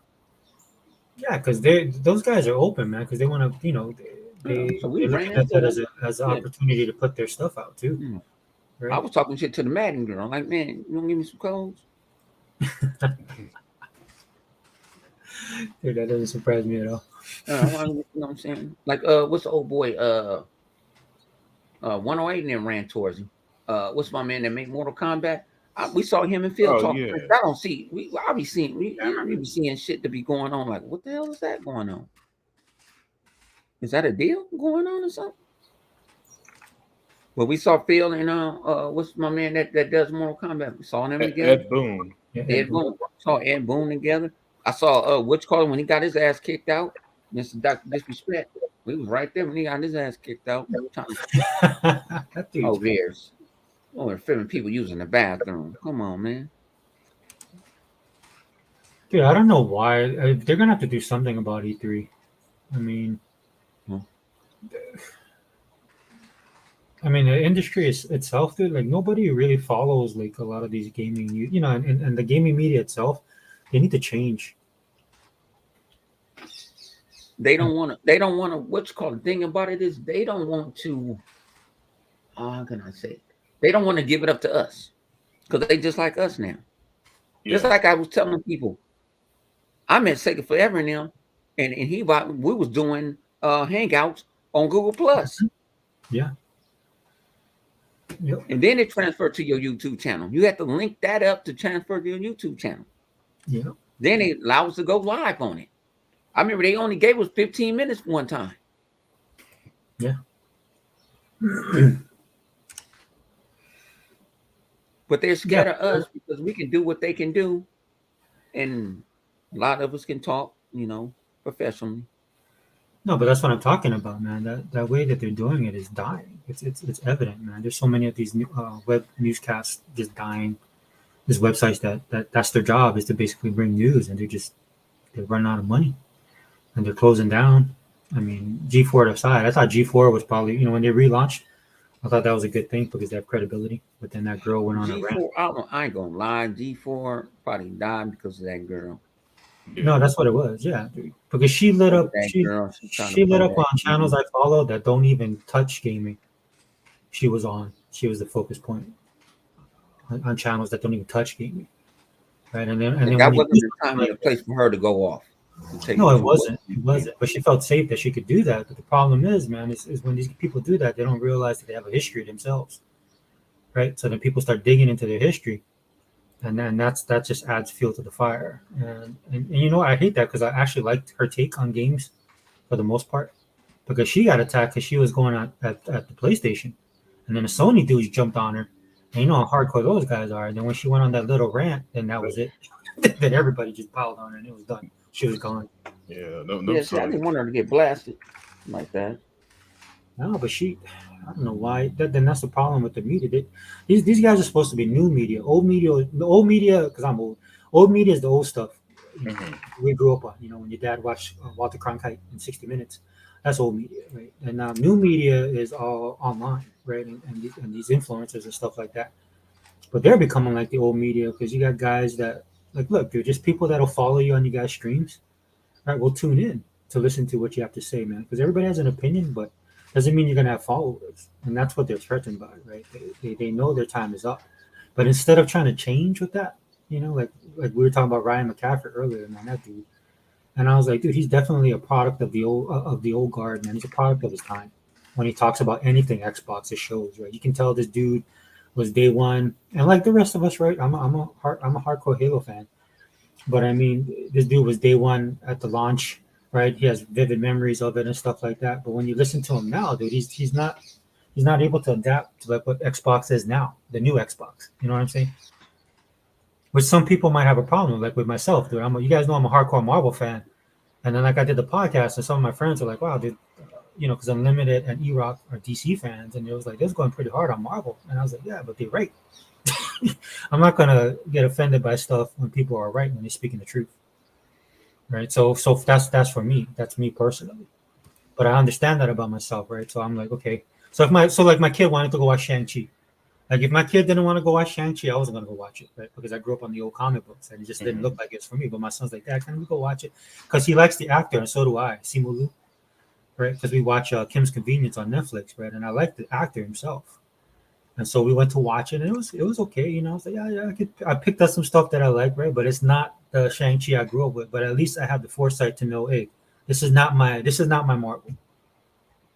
And that's what some of these gaming media people need to do. Either they need to adjust or they need to move on. Hey, let me bring Ebok back in. Hey, what's up, brother? You're back in. Yeah, hey, what's going on? Sorry about that. No, it's family, dude.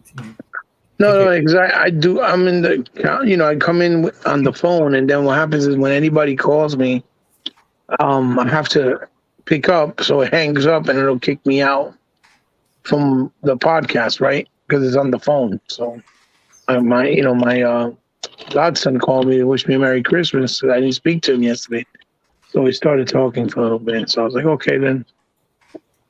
Then I had to find the charger for the phone because the phone was dying. It's not a charger, so that's why it took a little while to come back. Sorry about that. You ain't gotta be sorry. What you being sorry for? No, because it looked like if I left rudely or real quick, boom. He about shit. Hey, I'm the most you pop rudest out all living the person in time. the world. Hey, when I'm done with a podcast, I'm done with it. You better catch me on Xbox. If people don't realize about the videos that I do, dude, it's just basically like how we used to do Xbox party, man. That's the way I like it. I have like a format of stuff we can talk about, but I don't really care. I mean, I just that's for something to talk about. But dude, like just like what E-Rock was like about the language and stuff like that, dude. Just be yourself, man. Do you? Everybody. Right. I don't care. I'm gonna put this way, man. We old heads in the game, but Yeah, Unlimited, he gonna catch that fire in a minute. They gonna jump on him. They gonna dog walk him. I don't know, man. Unlimited, dude. Unlimited, bro. It's true, man. You be pulling up them facts. You quick with that Google. It's like, bam. Oh yeah. I don't know. I like him. Like people's like, why you don't kick him out? Now, my man Def Mobile, he been hitting people with hammers lately. He been hitting the hammer. I gave him the power. He'll sit there like, yeah, you better come respect. You know what I'm saying? You better come respect. If you got a question, don't come with that BS talking about PlayStation sold 70 million. No, you're lying. Yeah. You hit him over the head with him, and then he'll allow him to come back and talk. You put him like on a 5-minute, 10-minute break, and then he come back respectfully. Dude, the people in the chat on all our podcasts, especially y'all's podcast, the people in the chat when I come in there, I just love being in chat. Like what's his name says all the time, dude. But the chat is where people come into your chat and act stupid, man. They're gonna get put out. They're gonna. I think about it. I like it because I like to interact with. I don't like to Yeah, make them me feel too, dumb me too. live on the interweb. Mm-hmm. What did you say? Okay, all right. When's the last thing you played? You know what I'm saying? I like to interact. See, like I said, I had to change my game up. My thing is I want to interact with the chat. I know somebody might say something out of line. You know what I'm saying? You know what I'm saying? They'll say something stupid and I say your mother was a man. I'll get back. I told people I'm not a content creator, I'm a content entertainer. I want you to laugh and have fun. We could talk about video games and make it fun. Well, that's the hard part, though, right? When you come back on these guys, dude, they just kind of melt, dude. That's what I hate about it. I'm just like, dude, if you're gonna come in and start talking, let's have some interaction. Let's have some debate. I have no problem with that. But basically, it's not. They say what they say, you say what they say, then they disappear. Just They either they leave or they curse at you and then leave or say something stupid, right? They don't say really want to something about conversate.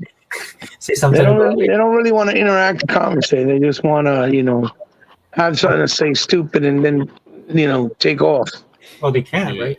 One of the ways I used to like destroy people and used to talk about like Xbox, I was like, dude, then why are you here? I do that on Twitter all the time. I'm like, why are you here? It doesn't make sense to me that if you hate something so much, dude, I don't own a PlayStation. I'm never gonna own a PlayStation. I don't know anything about PlayStation. Don't care. The only reason I know stuff is when you guys come into our area and start talking to us about stuff. Right. That's about it. So it's easy to destroy these guys because they haven't really thought things through. A lot of them are younger too, come from a different generation than what we came from. I mean, you have to have tough skin, man. When I was growing up, dude, people had no sympathy. Mm-hmm. Nerd. Hunter knows this, man. Especially if all of us know this, right? Especially if he was a nerd. It was just a different time, man. It's just, I saw the news came out with they're calling us kid adults or adult kids or whatever for collecting figures. I saw that and I'm like, dude, you guys is like 30 years too late. This stuff has been going on for how long now? But see, they don't say that. My thing is, okay, they don't say about another group of individuals that I follow a couple of guys that I want to get into it, but I just ain't got it. Ain't really into it yet. Getting return boxes from Amazon and all these other spots. Oh yeah. Y'all like the the pops. They get pops. They'll go spend 150, and I guess one of the 150 is supposed to close equal to that 150. They do stuff like that. Yeah. I don't hear nobody talking about them, but they talk about us like there's something wrong with playing video games. Me playing video games is not going upside your head. That's just an old narrative they like to go to. Like ponies. Ponies do that all the time. They go with those old narratives, right, that don't make any sense and actually can't apply anymore. But they'll do it. Yeah, they can do it. Yeah. But like I said, man, it's time for us to just have fun. Damn, it's gonna take 30 minutes to get these down. I'm bougie. You know what I'm saying? Mom's cooked, but I was hungry and I've been hungry for like the last hour. So I had to order me some buffalo egg rolls with chicken in it. We used to have this thing called it was called the Lux, King Lux. And they moved to Vegas. And I think they got one in New York now. And I'm mad because they used to have these buffalo egg rolls. It was crazy. It's like buffalo chicken with the sauce in an egg roll. You just dip it in a blue cheese or ranch, whatever you want to, and it was off the chain. Oh, that sounds good. So I found another spot. And I should have ordered it earlier. Yeah, I'm gonna move to Houston. Yeah, Unlimited, you get in all the good restaurants, man. All the Asian restaurants in Houston. Yeah, man. Look, man. There are a lot of where I'm at. Like I live out here in Katy now, which is pretty much west of Houston, right? Right there off the Katy Freeway, and there's nothing but barbecue joints and Asian restaurants where I'm at, man. I think you guys got like an H Mart, man, the Korean supermarket, dude. Yep. That thing is. I watch these guys that go around eating, and they're say that again, man. Yeah, dude, they go. There was all over Houston, man. You guys got beef noodles now. What's my man, Mikey Chain? I watch There's him. There's one out here in Katy, like maybe a mile from me, at H Mart. Yeah. That's how close everything is to me, man. Yeah, because they be expanding in Texas, man. Yeah. One of my friends, he's like, dude, he was considered like the outskirts, and now everything's moving towards it, which he likes, right? Because they got all this stuff he's trying out now. But... Yeah. My man Mikey Chain, he told me about Houston. I watch him. Yeah, he opened a restaurant there, right? He probably because he moved to Texas when he ran. Yeah, he moved to Houston. Now his ass is overseas. So my girlfriend, got to go. She's trying to get a law degree. No, that's the cheapest way to get the law degree in Singapore. Dude, man, they don't mess around, bro. They gonna get theirs, dude. I'm telling you. Yeah, he be like, he's the one that got me like. I didn't realize how like good the 7-Elevens were in Asia. So I told my kids, our 7-Elevens is getting like Asia now. Oh yeah, they upgrading. I seen one they had in Vegas that was nice. For no, because I live work in Westwood. I go to the 7-Eleven. They got the buns. I actually paid $4 for a grapefruit snack. It was a Russian grapefruit snack. I thought it was gonna be something different. It was good. But I'm like, Man, I don't want to hear you complaining there, California. You come to Hawaii and pay $6 and $7 for stuff. I don't want to. hey, as long as I can get a roasted pig, and I'm saying I can cook a roasted pig on the fire, we good. I'll pay for it. Dude, good luck with that, man. You gotta, dude. Even my family don't do that anymore, dude. We do it in the barrels now. You do it in the barrel? Pig like that. Yeah. Oh, It's hard to get stuff now, dude. Man. It's hard to get stuff here on the island, man. When Hawaiians can't even find stuff, you know you're in trouble.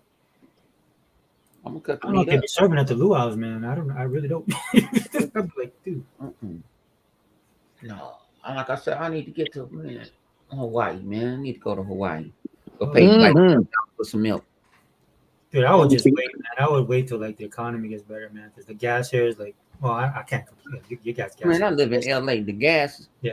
just dropped. I was paying down there when I went to the Dodger game. My job, I ended up tricking them to go to the Dodger game, and we ended up getting like a little spot at the Dodger game, right by like the we was right under the visitor bullpen.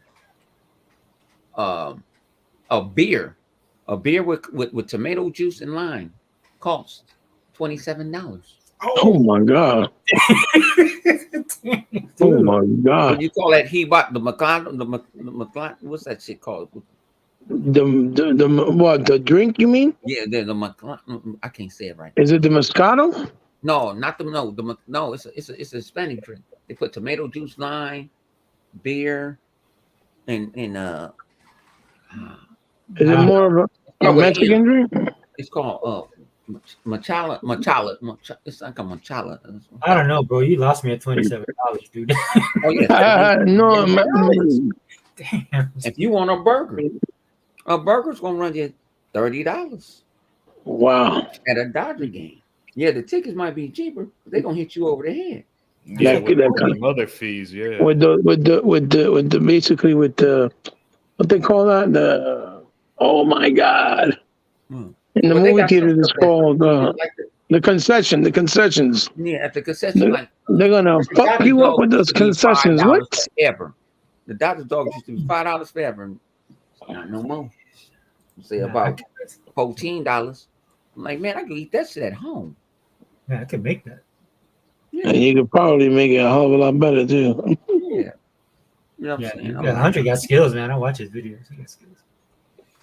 The pit 100 and his pit mastering skills. I'm gonna make that prime rib watch. Like I said, I'm gonna do that.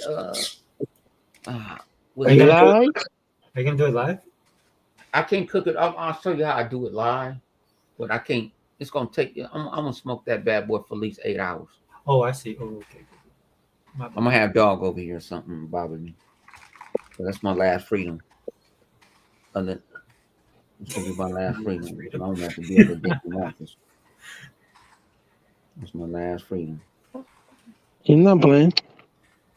I'm like, okay, it's I cool. want to try to see if I can go see that fucking Avatar movie, man. I'm dying to go see that shit. Hey, I watched the original Avatar and the director's cut.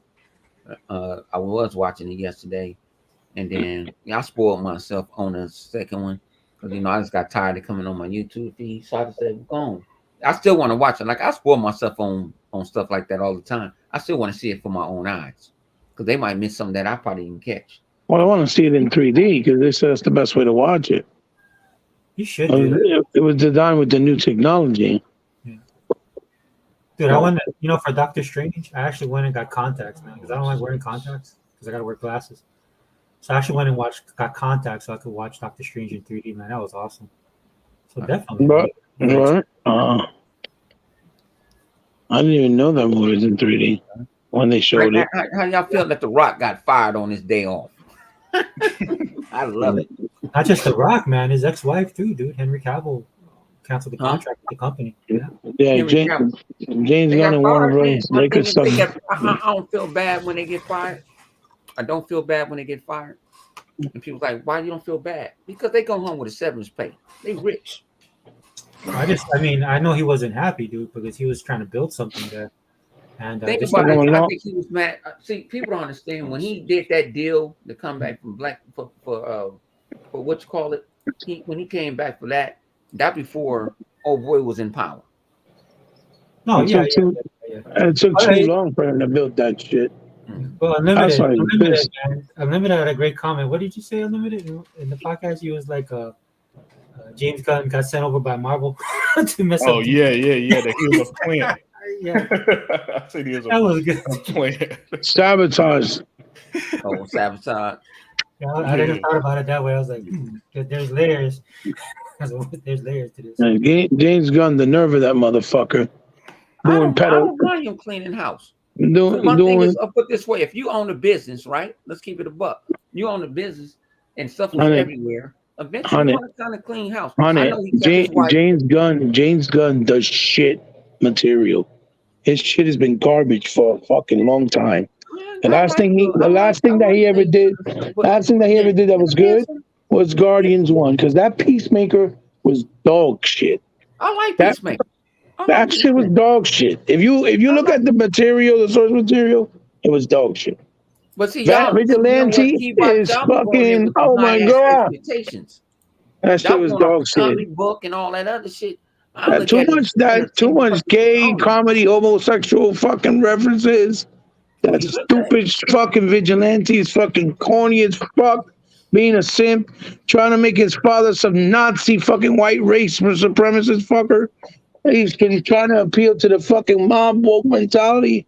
Oh my God, that shit was garbage. That shit was It was garbage. funny. I like John Cena's performance, how he acted as Peacemaker. I thought he was good. He was funny, but I just, as a whole, it was like, oh God, oh Jesus, stop. Oh God, stop. And the last fucking Guardian was fucking trash. Nigga, go watch his fucking movie Slither. Go watch Slither. You know, when he did Lollipop Chainsaw, shit like that, that's when it was actually doing good shit. But his new shit, and he has an ego problem, bro. Motherfucker has an ego. That motherfucker, remember, he got canceled because he was doing pedal parties with his Dude, he got fucking canceled. friends. He got canceled by both Right? sides, dude. He got canceled because when they did Guardians, people was hitting on him on almost. Yeah, but and then they also brought all his shit when he was doing the pedal parties, remember? Back in the day. And the motherfucker got a chance, and then here come Henry Cavill, fucking 10 years waiting to come back. He finally come back, and this motherfucker take it upon himself, like he has the right to do that, and fuck this man in the ass, on, oh, fuck you, you ain't coming back. Motherfucker, Henry Cavill ain't even get a chance to do another Superman movie. Yeah, but my thing is, Henry Cavill DC cannot be shit was replaced. every- That DC motherfucker cannot be replaced. Anybody that thinks that he's gonna do a better job is fucking crazy. Well, that's why they're going young. I'm telling you, 100, he's gonna fuck up that DC universe. Warner Brothers is gonna be the next one to go bankrupt. They done. How That's that? right. They got this. Anything he does is gonna fail. Discovery Nobody Bar. cares about what he wants to do. He's garbage. Nobody cares. Mark my words. He brought YouTube into a compassion. Mark my words. No, he fucked with my nigga. Henry Cavill's my dude. Nah. You ain't never met no Henry Cavill. You were ain't doing never met no Henry Cavill. He ain't It's not if you get fired parties today, and got a Henry second Cavill- chance. if- And if yeah, he want to take Henry if you get Cavill's second fired today chance from your car, and flush it down the toilet. Nah. Kids everywhere. Henry Cavill ain't giving you no money. Henry Cavill's my dude. I don't care if he don't give me money. He's still my dude. Nah. Does the Raiders give you money? No. And they're your motherfucking dudes. Oh, they That's give me not the free point. sounds and stuff when I go to the Raider games and stuff like that. I give you free. That's what I'm trying to say, honey. Henry Cavill's my motherfucking dude. Fuck that. He fuck with the wrong dude. Nah, that's my nigga. You ain't fuck. You fuck with my Superman. Nah, B. You fuck with my Superman.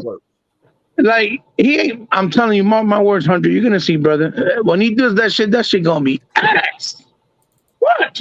His shit gonna be dog shit. I mark my words. Hang on. What if it ain't dog shit? Well, then I'll say it wasn't dog shit. Obviously, I'll admit it. But I'm telling you, on this podcast, put your left hand up in the air. You know me. I keep my word, man. You know I don't back up. But I know it's gonna be dog shit. You're gonna see, But puppy. I'm gonna put this way. Guess what I like other than all the movies? I like the anime joints that we have. Oh That's- yeah, that's oh hard. yeah, Yeah, the yeah, animations yeah. are fantastic. Yeah, Them the That's still truth. great. I don't care Yeah. about the movie. yeah, I they're like really watching good. They're them. really good. Yeah, those are my Them the favorite truth. too. They 100. fucking cussing all type of shit. You know what I'm Yeah, saying? yeah, they're really good. Yeah, I mean, I'm pretty sure you enjoyed the Batman. You saw it, right? What Batman? The new one, the Batman, with old boy from what the fuck was that shit? That vampire shit? Oh, he talking about the Batman that came out back in March. Yeah, with no, Robert the new one that Pattinson. came out this year. You Yeah. watched it, right? Yeah, with the dude from Twilight. Yeah. Yeah, what's his fucking name? I like that, but Jesus see, that's Christ. not canon. But see, Yeah, think What's about it, his like you said, name? that's not canon. Robert Pattinson. Robert Canon Pattinson. is- Yeah, that's Robert it. Pattinson. I was like, Robert you like Pattinson the stuff is Batman, not right? canon, but you know what? I'm so tired of we going to Batman the first year, Batman third year. Yeah, I know. But you Batman- liked it though, right? It was good. It was a good movie. That shit was I good. liked it. I've been saying the same shit for years. 100, man. How many Batmans we need? We need more stuff. Yeah, dude. Yeah. How y'all cancel my boy Momoa? Like he just did. Momoa said he didn't want to play that character no more. Nah, hell nah. He's done. He hasn't even come out with a sequel with John with James with what's his name with playing another Marvel character, I guess. No.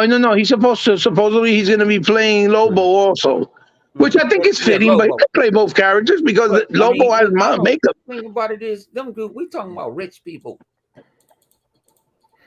They rich. Oh yeah, for sure. I don't care about their pockets. They Now- rich. now, They don't give me shit. But now a show that y'all need to go see. I don't know if you got T-Mobile instead of now we already know. He Yeah, might got your I mama got phone. T-Mobile. You got T-Mobile. Go on and get your Amazon. I mean your Apple TV Plus for free. It's part of your bundle. Mhm. Nice. Go watch the TV show with Justin Momoa. That is crazy. oh yeah. You talking about that show C that he does? Yeah, see, it's crazy. Yeah, it's a good show too. Yeah. See, it's crazy. When I Yeah, it's say- a very good now, show. Apple got some thing about it is I've been watching a lot of Apple originals. Mhm. They've been Okay. kind of hitting. Even the Right. one- They're doing good even the shit. one Yeah. that- Even the one that talk about space.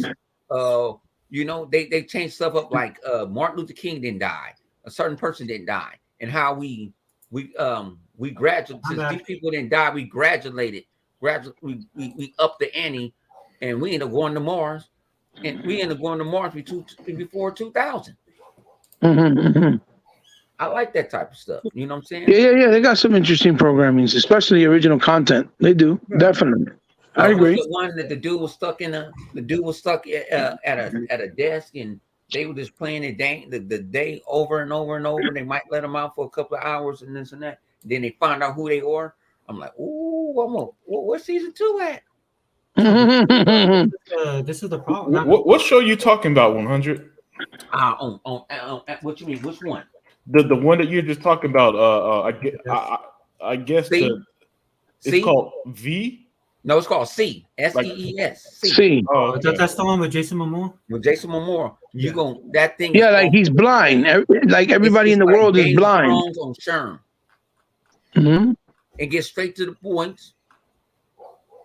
There's a lot of sexual stuff going on, and I mean, I put it this way: I tried to watch a whole season.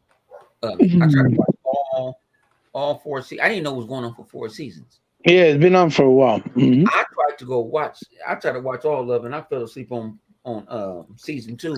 I woke to season 4, and I'm like, what the hell? He did that other one too, 100. He did that other one that is based on the Viking era. Yeah, he got that. That's on. It's on Netflix, I believe. Yeah, that was on Netflix. Yeah. Yeah, he did that one too. That one, Momoa's show. Man, No, my but which man, Viking my man, like I say, on my my man, say That's the forever. Game of Thrones shit. Another, it's like a Viking one that he did. I forget the name of it. It's not Yeah, Netflix. Polynesian people, man, they be coming out with it. Oh, the chief. Yeah. Man, Did you see how he shaved his head and then he got the Hawaiian tattoo? Yeah. That's the I pattern. love- He's doing People that don't for. know. who's he I doing love that for? people don't even know. See, think about it. Second forever, like people don't. I ask people all the time when I'm like, say, if I'm in like in a party or something, when they come, I'm like, they always talking about Mexican. I said, y'all know about the Polynesians? Mm. I'm like Samoan, Tongan, Hawaiians. I'm all Polynesians. Yeah, yeah. They got a lot of talent coming out. Them A the lot of most, talent coming out of there. yeah, them the most humblest people I ever had. Oh yeah. Beautiful people. Yeah, yeah.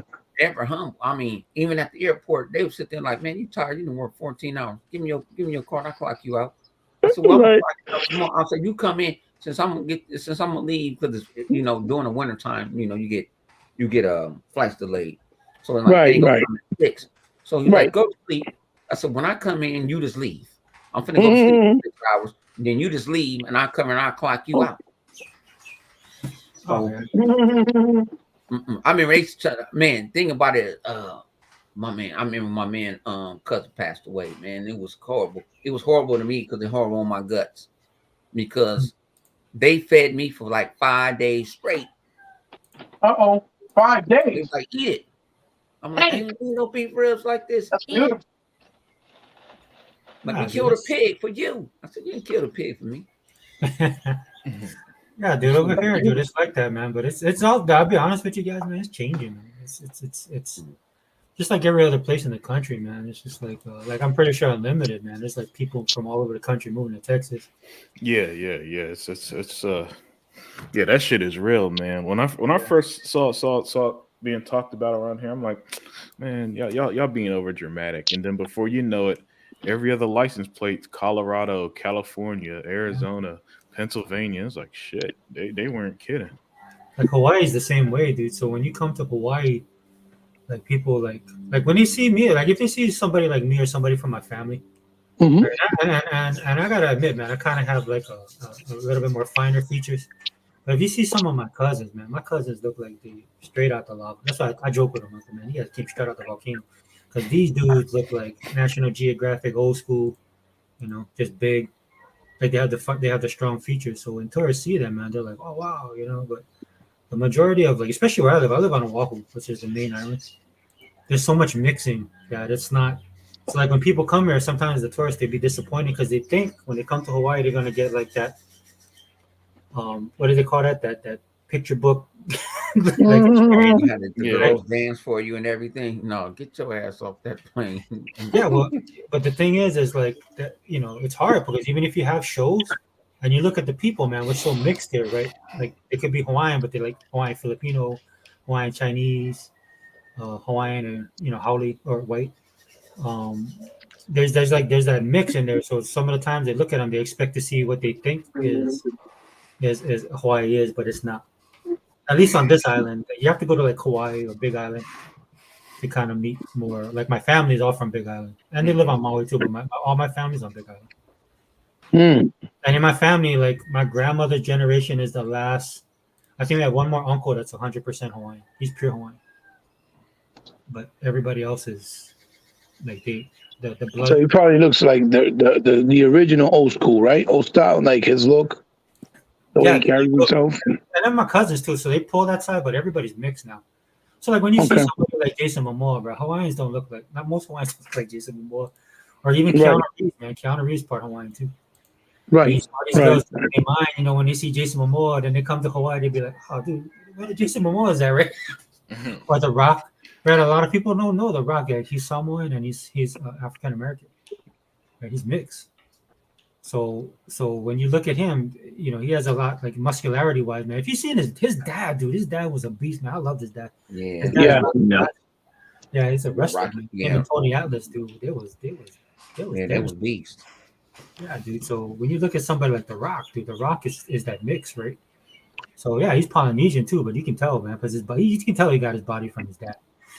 His dad was, Yeah, his father was massive too, especially for the time. because he Yeah. ended up going with High Chief Peter Maivia. See, this is old school WWF, man. So Yeah. Original. the Chief J Strongbow and all those guys was King Kong Bundy, Big John Studd, Uh-huh. Oh yeah. all during that time period. But that's how he met the mom. Basically, I think he's talked about it on stories too. But I used to follow. Aren't there like Rikishi brothers related to him too? They're all cousins, dude. That's why, dude. I can't marry Hawaiians. I gotta be careful. I marry my cousin. I gotta go to like Ohio. I'll go to Sandusky and marry somebody. I think I can see. Yeah, no one's gonna call that. You're so Same thing here, stupid. man. There's like the Asian mix too, so you got to be careful, man. There's like I have a lot of Chinese Hawaiian, Filipino Hawaiian in my family. Mm-hmm. A lot of that. I don't have to tell you, y'all be mixing. Oh, Y'all be yeah. mixing too. Oh, hell yeah. Oh, yeah. That's how we get those See, the different. Taínos, the Boricua Taínos, man, we mix with everything. Yeah. With everybody and everything in the planet. That's what I said, man. I asked my dad. I was like, dude, what's going on? My dad's like, he goes, boy, it's an island. Where You got Puerto Ricans that look like fucking Justin Bieber with the blue eyes and blonde hair, all the way down to the motherfuckers that look darker than night itself. Yep. And you're like, what the hell? You're like, you Puerto Rican? Yeah, like somewhere. Yeah, we Puerto Rican and Taínos, like, so we mix with all types of nationalities, and that, we're multicultural, bro. That's it. Yeah, like my niece just got her boyfriend had just had a baby. Mm-hmm, mm-hmm. So I thought he was like a military dude. I thought he was like black. Mm-hmm, mm-hmm. And stuff like that. Then when I actually met him, man, he's Tongan. So if you guys haven't seen, so Tongans are like they're like Samoans, man, but they're like they're They're from another island, across the street from another. I mix both. I mess with both of them. Yeah, but I mess with both. Normally they're darker, bro. Right? They're Fijians. Yeah, I mess with both of them, man. But LA is more Mexican tone, right? Story. It was like a community of Tongan Samoans where the new Clipper Stadium, they bought them out. They bought them all out to move them out. Carson, California, is a bunch of Tongan. Carson has a big pop. Dude, when I was in San Francisco, when I was stationed in northern San Francisco, like the whole Mission District, dude, there's a whole community. Daly City is off. We call it Little Manila. So Daly City is all the Filipinos, and then like off of Mission, dude, we're all the Samoans. Because when I'll be walking around, people be like, "Oh, are you Samoan?" And I was like, "No," but they like mainland Samoans, so they more mainland style as opposed to. Hey, second man, they ever gave you the kava? Nah, I don't drink kava, bro. I don't mess with that, bro. You ain't mess with the kava? No, kava root. We have our own kava too. No, because man, most of the people here don't know how to make it, dude. That crap could kill you. Bro. It's just a root. I thought it's a root and you crush it up. Yeah, but you gotta know how to make it, man. Mm-hmm. It's good. Man, I had the kava root. My boss, I was at the airport. My boss came in and got us all. So I'm finna fire all y'all. Said, you gonna fire us for it? And we it's like a high drunk nature. We had them Arrowhead Bends. My boys came in and bought a bunch of kava, and we did sit there and we was watching Monday Night Football. And we had my Annie, man. I like Annie, but Annie used to snitch on us some more. And she go tell the boss they in there getting smoking drunk and high. We was off the kava. See that what she did? That's funny. She went we say in Hawaii, where she get that mainland style. I said, how you gonna follow up? He said, y'all need to go to Central to go take a piss test. I said, for what? This shit is. He said, what y'all drinking on? I said, the kava. He said, y'all ain't drinking alcohol. I said, no, this is a root, natural root. He said he nicknamed it the dirty water. He ended up drinking it. He said, y'all spaz off of this. I said, yeah, we ain't got nothing to do for 4 or 5 hours. He said, I thought y'all was drunk. Y'all walking around like y'all drunk. I'm like, no, we just, man. I should send you some coquito, 100. Huh? Oh. I should send you some Puerto Rican coquito. Yeah, you should send them, bro. That stuff is no joke. I know you've had it before. Nah, like I say, like the Puerto Ricans out here is not that big. It's not that big. You never had coquito? For real? No way. Man, I'm picky what I eat. I know. I wonder if I can send you some. I'm gonna find out. Or it'll make it safe, or it won't get messed up. No, like I said, the cop, like they used to get people. We used to get a Hawaiian flight because I used to work for it was AT at the time and worked for Hawaiian. And they used to go still let people out of super bags. I'm like, hey, we going to Cabo night. I'm like, not tonight. I gotta stay sober. You guys wrong. I'm like, man, y'all can have that dirty water tonight. And my boy was sitting there stumbling one night. And he was like, I said, man, you drunk? He said, no, this is the Cabo. The Cabo do stuff people different ways sometimes too. Well, like anything else, man, that stuff was medicinal. Yeah. And like I told him, Pacalolo. I mean, like what they call it? We call it Pacalolo marijuana. Like my Oh, grandmother I used said to it's use that. legal. Yeah, I said it's legal. He said, I said, send me the consensual. I ain't going to. I said I got 48 hours on straight pay. You send me the consensual. I'm not taking a piss for 48 hours. And he was like, "What are y'all drinking on?" He ended up drinking on it. He was like, "This is nasty." He said, "This was y'all." I said, "Yeah, man, we about to be sober in an hour." It's an acquired taste. Yeah, it's nasty. Nah, I don't mess with that stuff. Mm-mm. But it was something else because we couldn't, because Annie used to snitch on when we drunk on the ramp. So my boys were like, "Man, we're gonna bring the cobble." Because we used to go. I used to go sit with my boys. We'll sit there and drink cobble until the sunrise. Get off at 12 and until the sunrise. I'm like, man, I got to go home. Dude, man, that's crazy. But thing about it, police pull you over, they can't get you for nothing. Well, yeah, dude, Because it's it's a not natural really. route. Yeah. It's not It even hasn't. good. What was the word they say? Like with most of the alcohol we drink now, is like it's not refined. Right?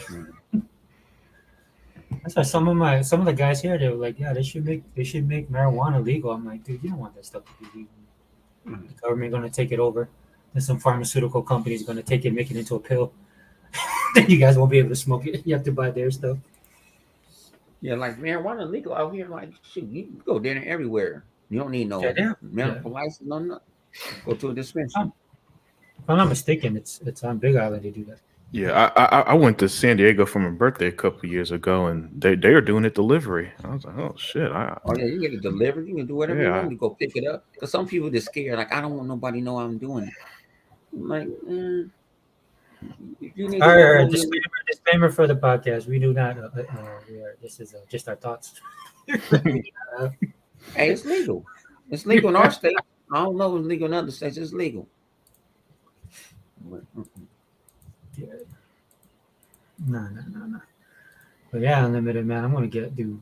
If there's one place I'd look to go to, man, it's Texas, but Houston. Yeah, if you ever find your way in Houston, man, let me know. I'll give you the tour. Yeah, same No, thing. my auntie stays in in Dallas.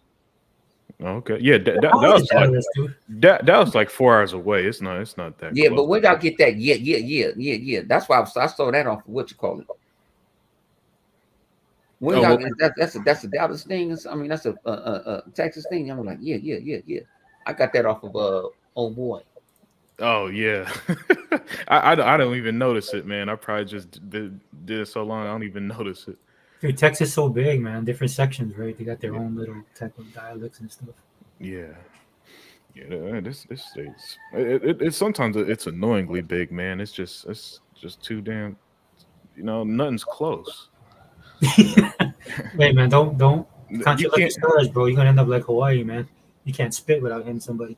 Oh well. I guess you got me there, but I'll say it this way, man. You can't live in Texas without a car. All that riding bike shit, that shit don't work here. No, it's the human out there. Hell no. That's how I knew we were urban, man. We got these little bicky things, man. These bikes that people leave out, and I thought, dude, that ain't gonna work. But I didn't realize how fast the population was growing here, dude. I mean, we gonna end up like Japan, man. That's what's gonna end up here, man. Oh, we already got it out here. We got bike. You can rent bikes. You can rent anything. Yeah, that surprised me, man. Where you at? But like Hawaii, that was like take a scooter. I can go off my office and go a scooter for me. What you gonna pay for it? Just put your phone to it, boom, and just go. Like, I ain't gonna get on no scooter. I can walk. Dude, I work with this dude. He's an army guy. Then he left and then he came back. Like he did a full swing around and he got stationed back here. Even he was telling me, he goes, man, this place is crazy. Dude. The traffic's bad. There's like so many more people. Got a lot of the people with money coming from Asia, like Taiwan and China, Korea too. So like it's getting even. It's like multicultural here already, but it's getting even more so. But it's just a different mix of multicultural. I mean, it's changing fast, dude. It's getting like super to the point where it's kind of losing like some of the stuff you talk about, like like Polynesians and stuff like that, right? It's gonna be. That's why I say, man, don't get. I think people when they come here again, they expect a certain thing, and I'm not saying like grass huts and hula and lays and stuff like that. I'm just talking about they hear about like Aloha Spirit, and stuff like that, and then they come here and it's just like any other city. You know what I mean? People honk their horns, people swearing, right? And it never used to be that way, dude. The beaches are crowded. Nobody swims. Like it's funny though. You go to the beach, like most of the people there are just there to suntan and or Toms to show off their asses and stuff like that. But nobody like surfs, nobody swims, right? Nobody goes spearfishing. I mean, they do, but it's not like that old, like how I grew up here. Yeah, man, man, they tripping. If I was out there, I'd be hitting them waters. That's what I did when I went to California, man. I had a great time in California. All I did, and just hit up the beaches. I was enjoying the water, it was pretty cool too. They had them You tours where you enjoyed the could see water. the I hope you ain't getting that water, right? nah, I'm joking. nah. Yeah, it's a Ninja Turtle. It was just it was some cool stuff out there. I know they had like some thing where you could see the whales and I don't know, seals or something like that, or sea Well, you lions. know, I don't seal know. watching and all that, but I ain't Yeah. Where were you? that's that water. You're gonna turn into a Ninja Turtle. Were you in San Diego or were you in San Francisco? Nah. I went to San Diego. Yeah, San Diego. All the way from San Diego to the Bay, LA to the Bay. No, that water. Unless you like like Malibu, they keep their water. I could say San Francisco keep their water kind of cool. Yeah. Yeah, San Francisco. San Diego can't keep their water cool because they already got all them boats. They already got them Air Force carriers and all that. They leaking oil and all type of shit. Dude, San Diego is nice though. I went there for vacation. Man, it was so nice. It's like the weather was perfect too. Like it was nice and cool. I got arrested in San Diego. And guess I got arrested by. I got arrested by the NPs. My boy was thinking about. I'm gonna tell you a story. Let me tell you a little story. You know what I'm saying? My boy was in the Navy, Yep. and I had his car. He said, "Come get me." But we ended up kicking it with him.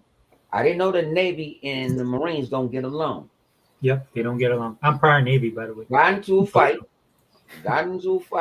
I get hit over the head with a chair and but so MP just grab us. Boom, boom, grab me. Boom, boom, boom. And so I'm like, man, I ain't in the first. You better let me go, man. I'm just a regular fight. And he was like, no. So they run my name and everything, and he was like, you got high security clearance. I'm like, yeah, man, I work for the airline, man. President line. No. You know, I had to go talk to the captain for him to release me. They put me in straight down there blues, man. I'm over here like I'm not even part of y'all. I wanted to be at a time, but hell no. They was like, you know Bills? I said, yeah, I know Bills. Bill's gonna have to stay on this boat for the next 6 months. His car ain't allowed on the base, so take his car away. Yeah, dude. I'm like, damn, Did man. he go to what was he, a Marine or a He was in the Navy. Yeah, We so went did he go to captain's man? I had to go to captain's man. I put on the Navy blues and everything. They really thought I was part of it. I'm like, man, they was like, you got security clearance. I said, I work for the airline. That's how I got security clearance. The president lands here and shit. Dang, dude. They was like, no, until the captain, because you with him and a bunch of y'all. And I'm looking at the white dudes. I'm like, man, y'all ain't gonna say me?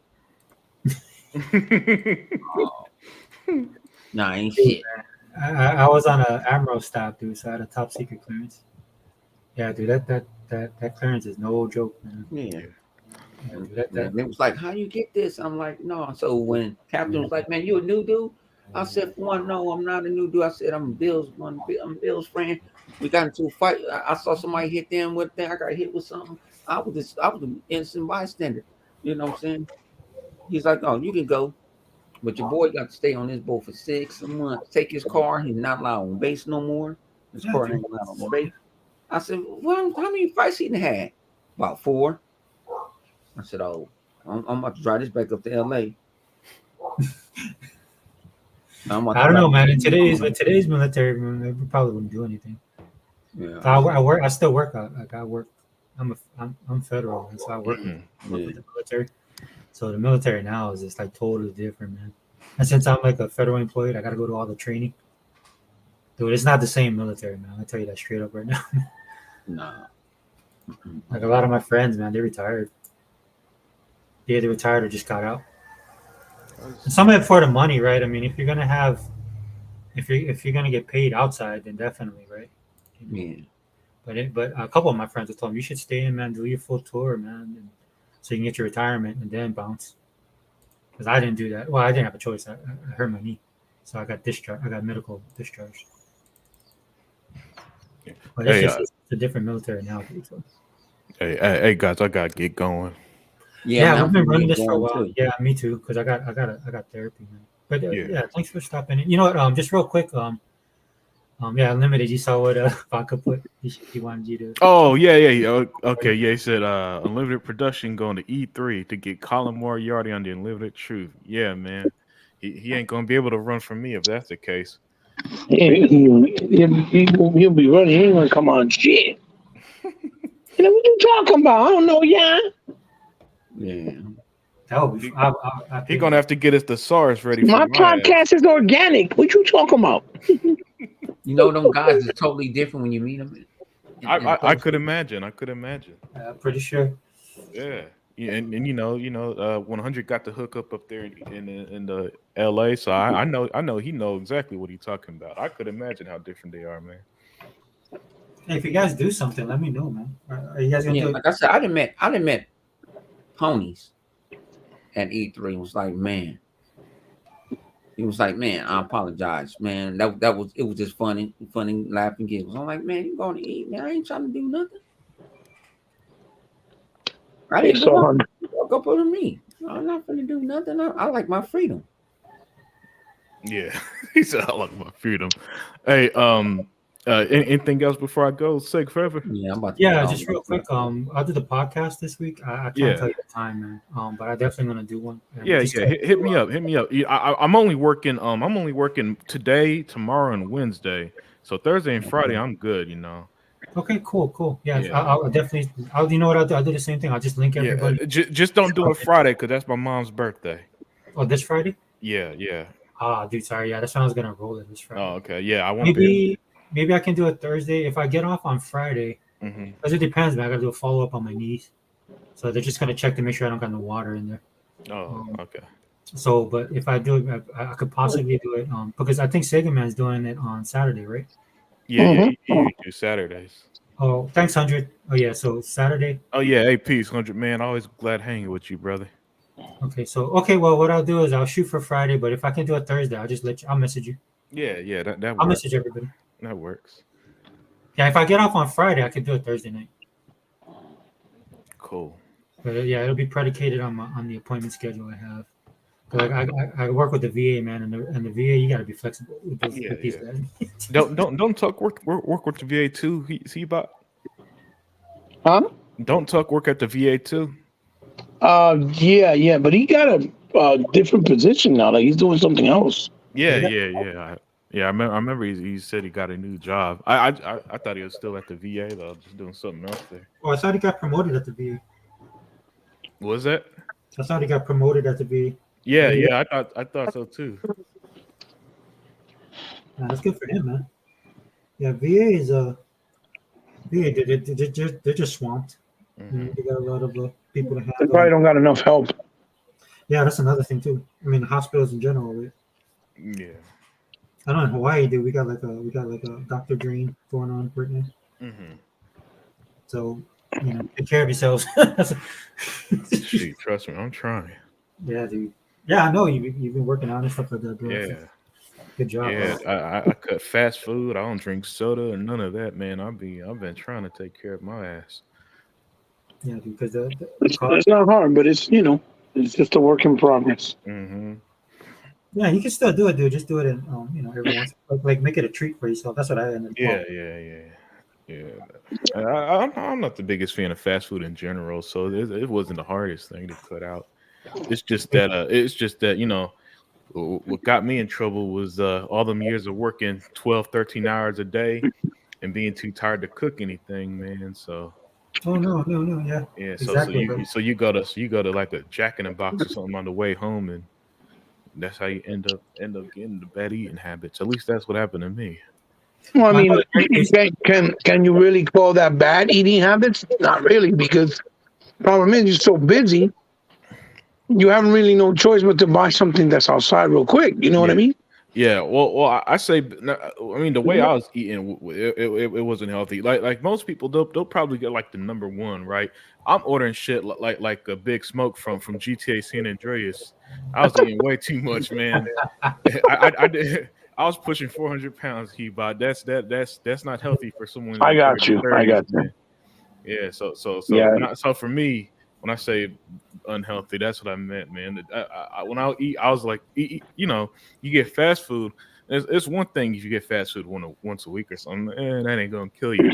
I'm getting it every day, and I'm getting like three burgers and extra large fries and all this other shit that just ain't it ain't good for you. So I had to It was cut too that much. out. Yeah. Got you. I got you. Dude, one And of that's good. That's good. the thing that helped me stop drinking soda. Mm-hmm. I hate to say this because people said when I stopped drinking soda, it was like, "I'm proud of you. You stopped drinking soda." I was like, "Dude, I didn't want to pay the tax." Oh, We had it we had a tax on the drink, and then they charging us or the tax on the thing. Oh, so man. the recycle program. maybe the liberals are right, and taxing people does make them healthy. No, Dude, honestly. it's Nah, quite that'll drive me crazy. I'm glad Texas. Listen, man. There are some things I'm left leaning on, but not economically. I don't know, man. I kind of like Republicans not wanting to tax you to hell, man. I kind of like that's that why about everybody Texas. moving. No That's why state. everybody moving to state. Yeah, no state taxes. You know, any of that shit, man. That stuff goes a long way, apparently, because other states, you know, when I talk to friends that live in other states now, and I always forget that they got sales tax. I mean, not sales tax, the state taxes coming out, and I'm like, shit, man. Oh yeah. It ain't pretty in some The big places. thing in Hawaii right now, bro, is everybody's property taxes are starting to get in, so they've increased. the Yeah, value, right? that's the one thing about Texas too. The property tax in Texas are kind of a bitch too here. Yeah, that's not. Yeah, Yeah. like they're like over here, they're like, dude, because if you come to Hawaii looking for a good house and you see like 1.2 million for a home, Mhm. you're thinking it's like palatial or a mansion. Mhm. Then you go see the house, there's like a rundown 60. Oh yeah. See, the houses aren't that like you get a really nice house in Texas for that much. Yeah. Like you straight up live in a rich neighborhood, but I mean I just know property taxes are a pain.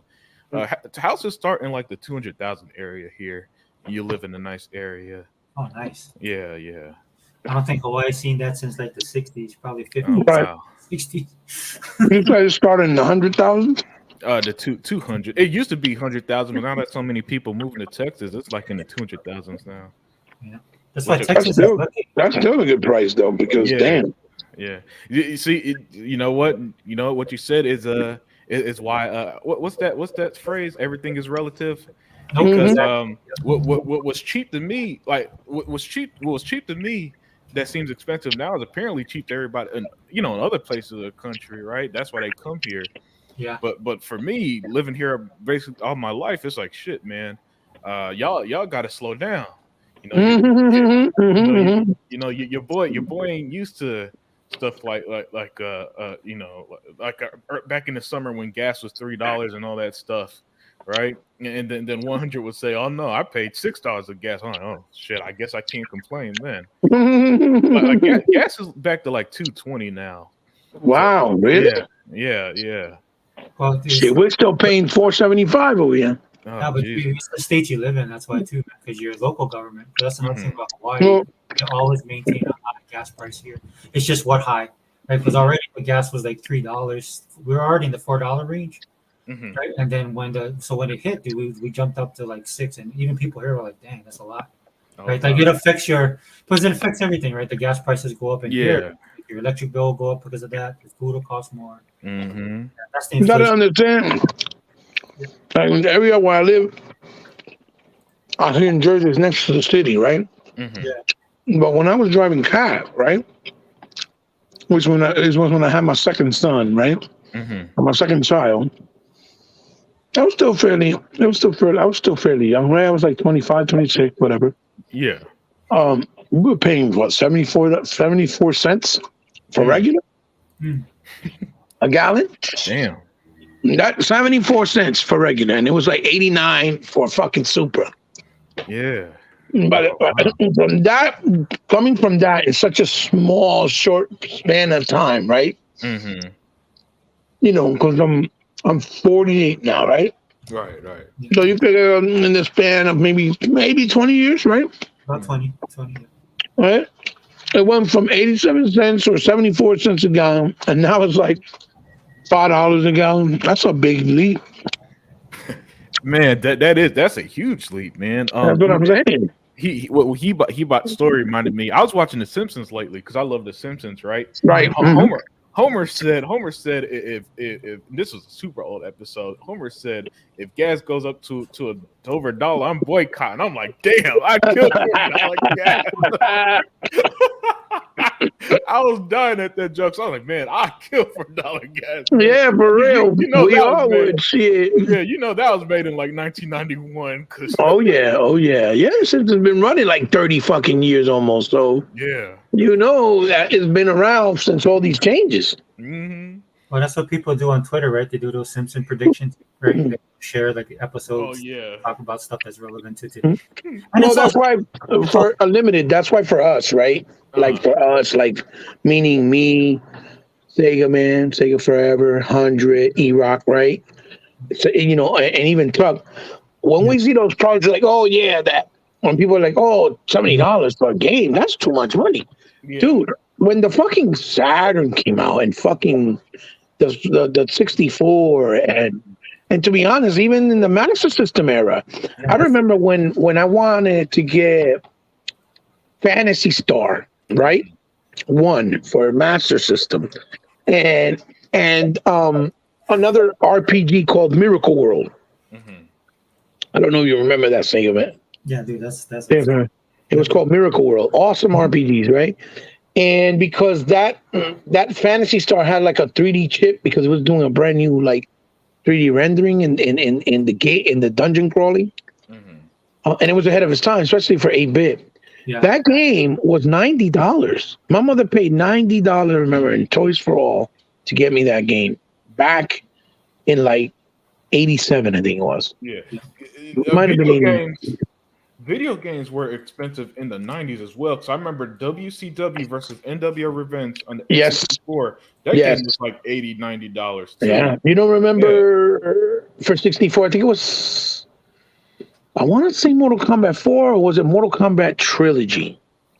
I think it was Trilogy. Yeah. That shit was like 94, 99. Yep, that was definitely Trilogy. Because I remember, yeah, my dad. Listen, I love my parents to death because they did their best to make my childhood. Right, Even right. they had their limits. Right. No, for real. Yeah. That's what I'm saying. And those games, like games have been expensive and fluctuated in those prices for years. That's why I say when you people say, "Oh, that is too expensive," like, dude, video games have had the $60 price point for over 20 years. Yeah, And now you it know jumped- what? It was the sixth generation, the original Xbox PS2 era that stabilized game prices. Yes, You know yes. what I think? You know what I think stabilized it? By then, all the major consoles were on disc. And Well, think yeah, that that's the stabilized biggest the price. factor. That was the whole excuse why they wanted to go on disc. Yeah, Because it was cheaper to produce the games on disc than was cartridge. Cartridge was too much hard labor, the chips, the parts. You know what I mean? yeah. It was just way too Nintendo. much money. Nintendo would remember- not budge, bro. Oh yeah, Nintendo didn't give a fuck. Yeah. Nintendo didn't give a fuck. Yep. And you know what? I was just about to say Sega Forever because I remember PlayStation games would be a little cheaper than the Nintendo 64 games. Yes, and being more because of that. advanced, Yeah, even though they were more advanced. yeah, and the PS1 to me was not that great of a console personally. Absolutely not. Because look, Yeah, back in like 97, 98, Keybot, I'm telling you, when I say I was the only kid in my neighborhood that had a Sega Saturn, it's not hyperbole. No, I you're not saying something that's not believable because that's how it was Yeah. with me. Yeah, That's so- what it was for Sega Forever, I believe too. yeah. I was so- the only person in my neighborhood with Sega Saturn. Yeah, exactly. Same here, man. And so I remember playing the Sega Saturn games and then seeing the PS1 and like the PS1 games, they haven't aged well at all. They still Oh look terrible now. no. I didn't think I gotta say people say, "Oh man, you remember as a kid we thought it looked great." I was like, no, Mhm. not the PlayStation 1 games. I thought they looked terrible in like 96, 97. Yes. I laugh every time somebody waxes poetic about. But when you look at Saturn games, they still hold well. Oh, dude, the Saturn games were gorgeous, especially the They 2D still hold ones. well. Especially them 2D games. My God, were they gorgeous? Oh, it was built. It was built for 2D because that's what Sega was specializing in, right? Yeah. Yeah, those games like Gunstar and then all. Dude, I can play right now on my Saturn because I got the RetroArch on my Xbox Series X. I could play Burning Rangers right now if I want. Or Oh, you got the what is that? What do you or have? Clockwork Knight 2. I have them on my Series X. Huh? Is that, how did you get them? Is that With the RetroArch. yeah, the It's an app that reads as a game. yeah, But they always constantly changing it because when people report it, people be reporting it to Microsoft, I guess, like because they get mad because you can't do it on PlayStation, oh, and so they take it down. yeah, this shit's yeah. This So they shit, take it down, right?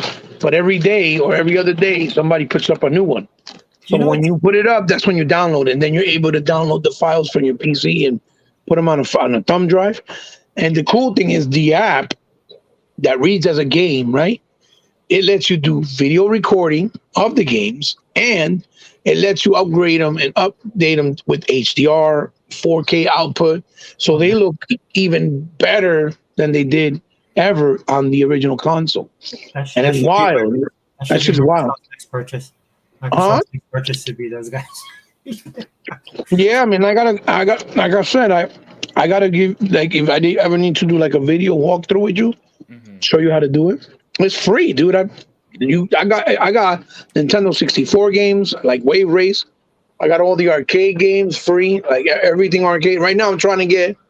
What I've had a hard time is putting Planet Harrier on it because they don't have a mod, or because they run by cores. Cores are like these things that help it launch, that read the codecs of the games, I guess. And there's not a core that runs the AM Lundenberg, like the Lundenberg graphic chip that Sega created. Yeah. That's the one that ran, things like, Planet Harrier, Virtual Cop 3. There's not one that was created yet, a core that runs it. So you can't do it and on the Series X yet. You can do it on the Steam Deck. That's the thing with Sega too, man. For a lot of 'cause a lot of our fans are older too. So it's just that it's just like when my uncle one day came to me, man, when downloading files, like putting together, like I had my music and stuff. So my uncle would come to me, man. My uncle's old school, dude. Man, dude, look at these birds. My uncle's like super old school, man. So he came to me with a list of songs, dude. They were so like niche and old. I just looked at him and I said, "There's no way I can download this." He goes, "Oh, can't you get it on the internet?" I was like, "Uncle, these songs are like they're like B-sides for groups that are like he come to me with like Korea and stuff like that." I'm like, so I think that's the problem with a lot of the Sega stuff, dude. I've been trying to do retro game night and bringing it back, but it's still, we have so many fucking games that I want to play and beat, like Gungrave in the middle of that shit and playing that fucking Ruby side scroller from Way Forward, and they just dropped fucking another beat 'em up back in the day. It was like $5. I picked that up, Yeah, dude, or hack and slash rather. yeah, this is why I was pissed off, man. Dude, I'm playing fucking Joe and Mac remake, but it's pissing me off because the gameplay is slower than the original and it's so hard the way they did it, and they haven't fixed it. Have you guys ever did you ever play or own the Alex Kidd remake? Yeah, I got it in my collection. Yeah, Okay, do you have it, Sega Forever? Yeah, I got it. Okay, so when you play it, you notice how the gameplay is much refined, much smoother than it was in the original Master System version. Yeah. But they didn't do that with Joe and Mac. It feels slower and clunkier in the range, like when you're throwing the hatchets, or you know what I'm calling, or Did what they you do call that on those? purpose? Did they do I don't that? know. I don't know if they did it to bring up the difficulty level higher, or Well, they some just people couldn't. might complain too, right? Huh? Some people might complain, like, oh, why did you do this? Why did you change it?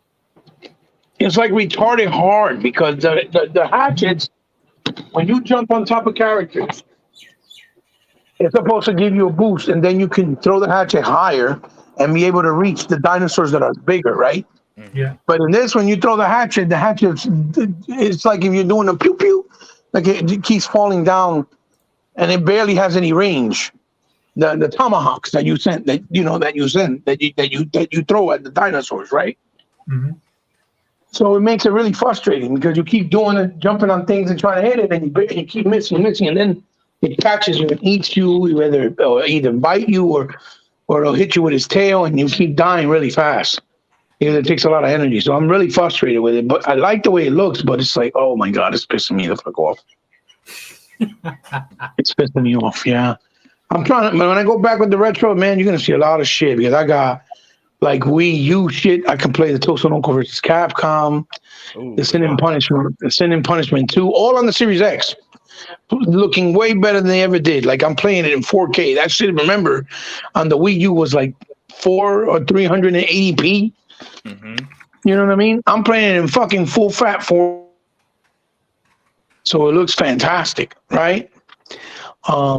The anti-aliasing is not great because it was implemented that way from the capabilities of the Wii itself. So it's since it wasn't capable of doing great. You there? I get edged, Oh. but We're losing you, brother. You're botting, brother. Oh, maybe. sorry. Oh, no. Okay. Are you there? Hello? Yeah, I was just saying that you could still see the bad anti-aliasing because that was due to the Wii not having great capabilities in the hardware to do good anti-aliasing. So it kind of, I would think Huh? that would be something that I mean I would appreciate it, like a flash. yeah. Yeah, you could still see the jagged and some of the background jagged edges, but that's because of the bad anti-aliasing that was implemented in the game. But as far as the clarity goes, it's, oh my God, it's gorgeous because you've never seen it that way, right? And it just makes you wonder why the fuck they never remastered the shit or never, brought out these games that were basically stuck on that console, like Mad World. That game, you could play it. It looks gorgeous, but it was never remastered. Same thing with, things like Sin and Punishment 2 or Ghost Squad. You know what I mean? On the Wii has some really good, solid titles, but they're stuck. Dude, it's Unfortunately. it's a backwards compatibility thing. Hey, Unlimited, I'm sorry. Yeah, that's insane. My brother. I don't want to. Yeah. Yeah. That was my fault.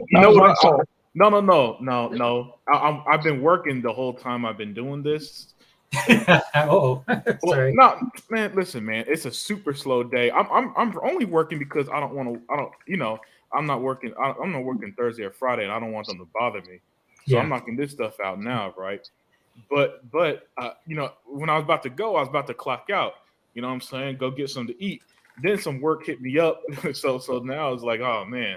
So I'm just sticking around basically until I clock out or whenever you say that you're done. So if you're ready to go, hey, that's cool with me. No, I just want to make sure I'm keeping you up. I mean, yeah. My job isn't like most people probably got set schedules, right?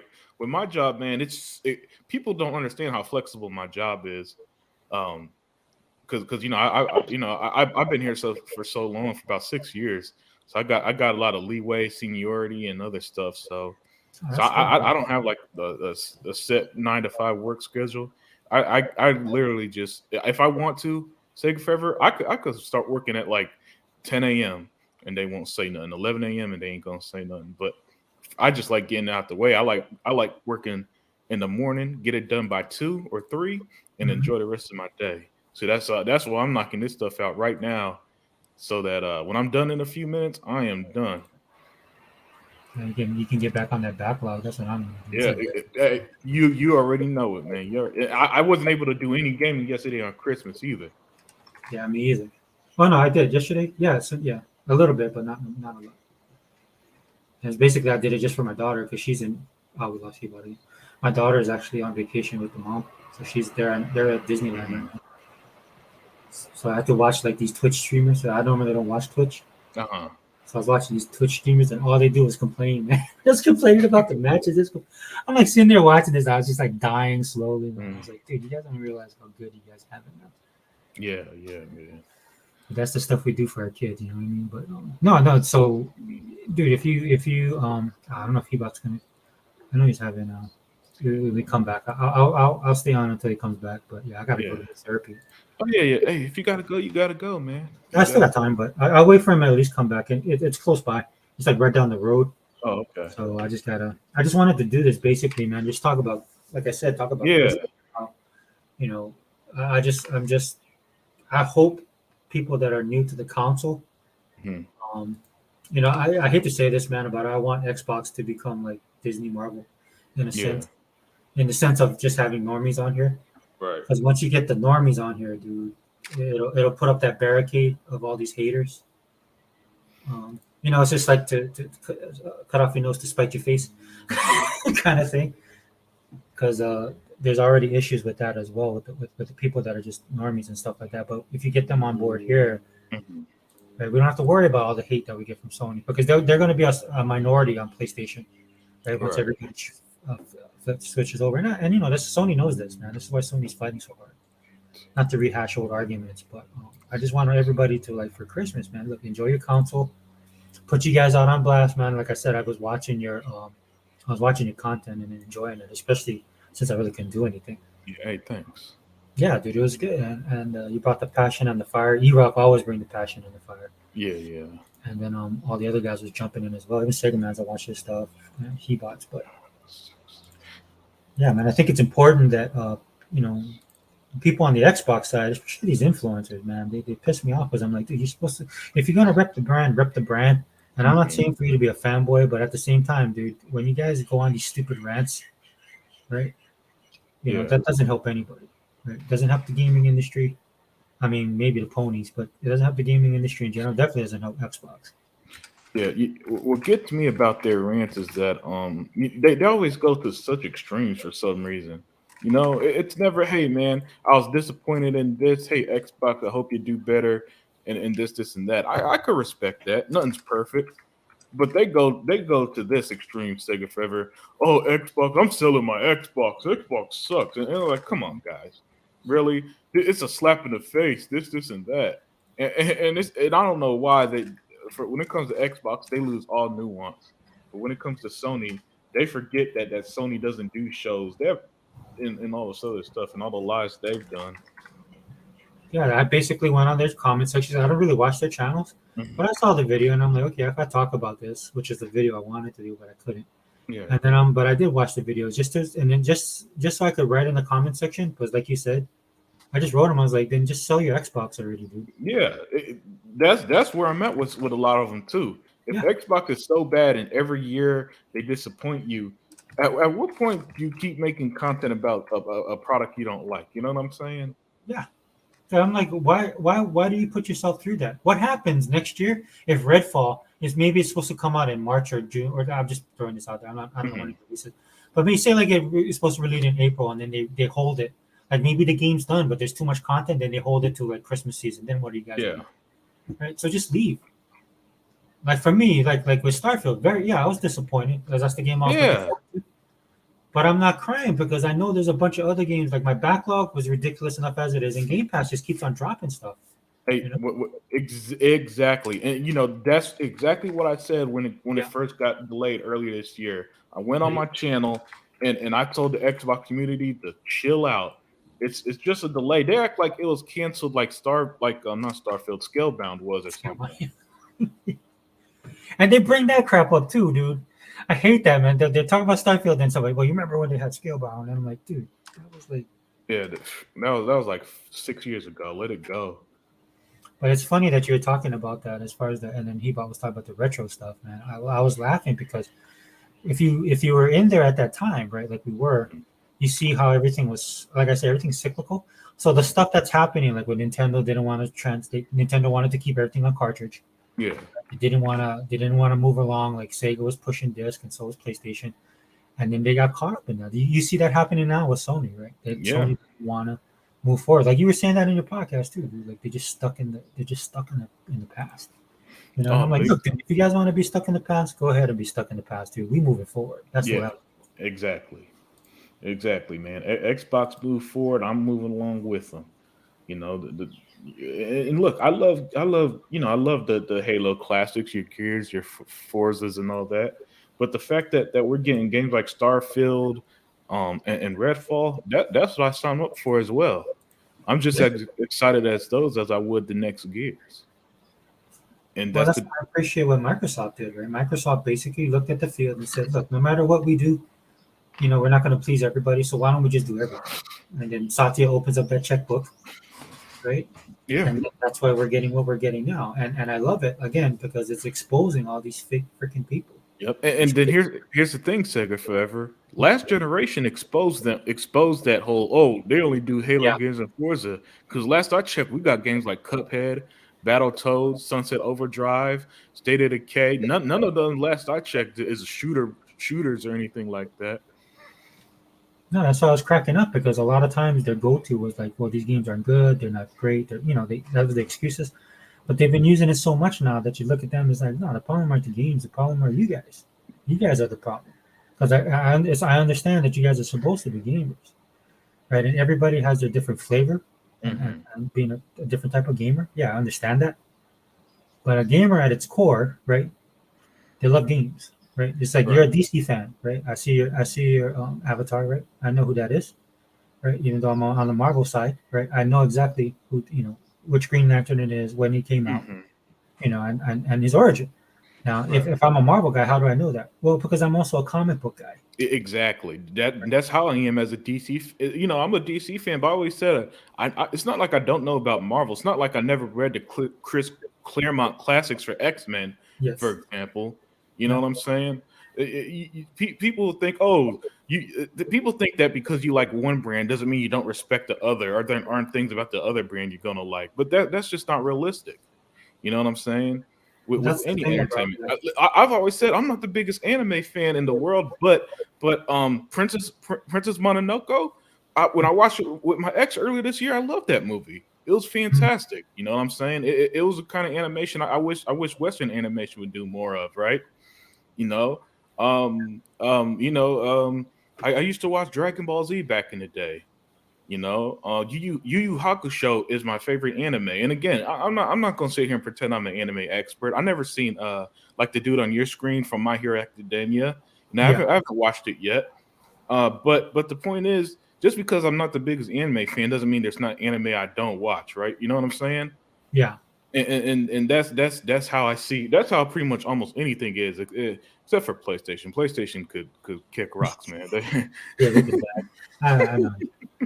No, but it was funny, man. I had this conversation with my daughter, right, on Twitter, because I went to Long or CVS, right? I think it's called CVS. No, Walgreens. Sorry, I was at Walgreens. Mm-hmm. So Walgreens has these special edition pops, and the Walgreens I went to, I didn't go there for that, but they happen to have like the old school Hercules, the Marvel Hercules I grew up reading. So I bought that. I couldn't believe I found it there. And then they had the old school Aquaman, like old school Aquaman, Yeah. And so then I bought it, right? I bought that, and then I showed it to my daughter, and my daughter, or I put it in her room, and she saw it, and she was so happy. She was like, "Dad, thanks." And then now she's gone, right? And then we were kind of going back and forth on it and joking, and I was like, "Man, I can't believe my daughter's a DC fangirl." Because you pick it up, right? Yeah, you pick it up a little bit, right? Because we talk about Marvel, we watch Marvel stuff, but anymore she's like she's excited about Blue Beetle. Oh yeah, hey man, Blue Beetle's dope. Hopefully that ends up as good as that comic, man. Well, so I used to read Blue Beetle, Blue Devil. Yeah. Oh man, you know them all. Yeah. So like my Marvel taste was kind of like on my DC taste, like Booster Gold. I'd read Booster Gold. Yeah. Oh man. You know them good DC heroes, man. Booster Gold and Blue Beetle, they're they're best friends and all that stuff in the comics, man. They're great. Yeah. They're great, man. My only fear is that if they ever put them on TV, they'll make them gay because apparently guys can't be friends anymore.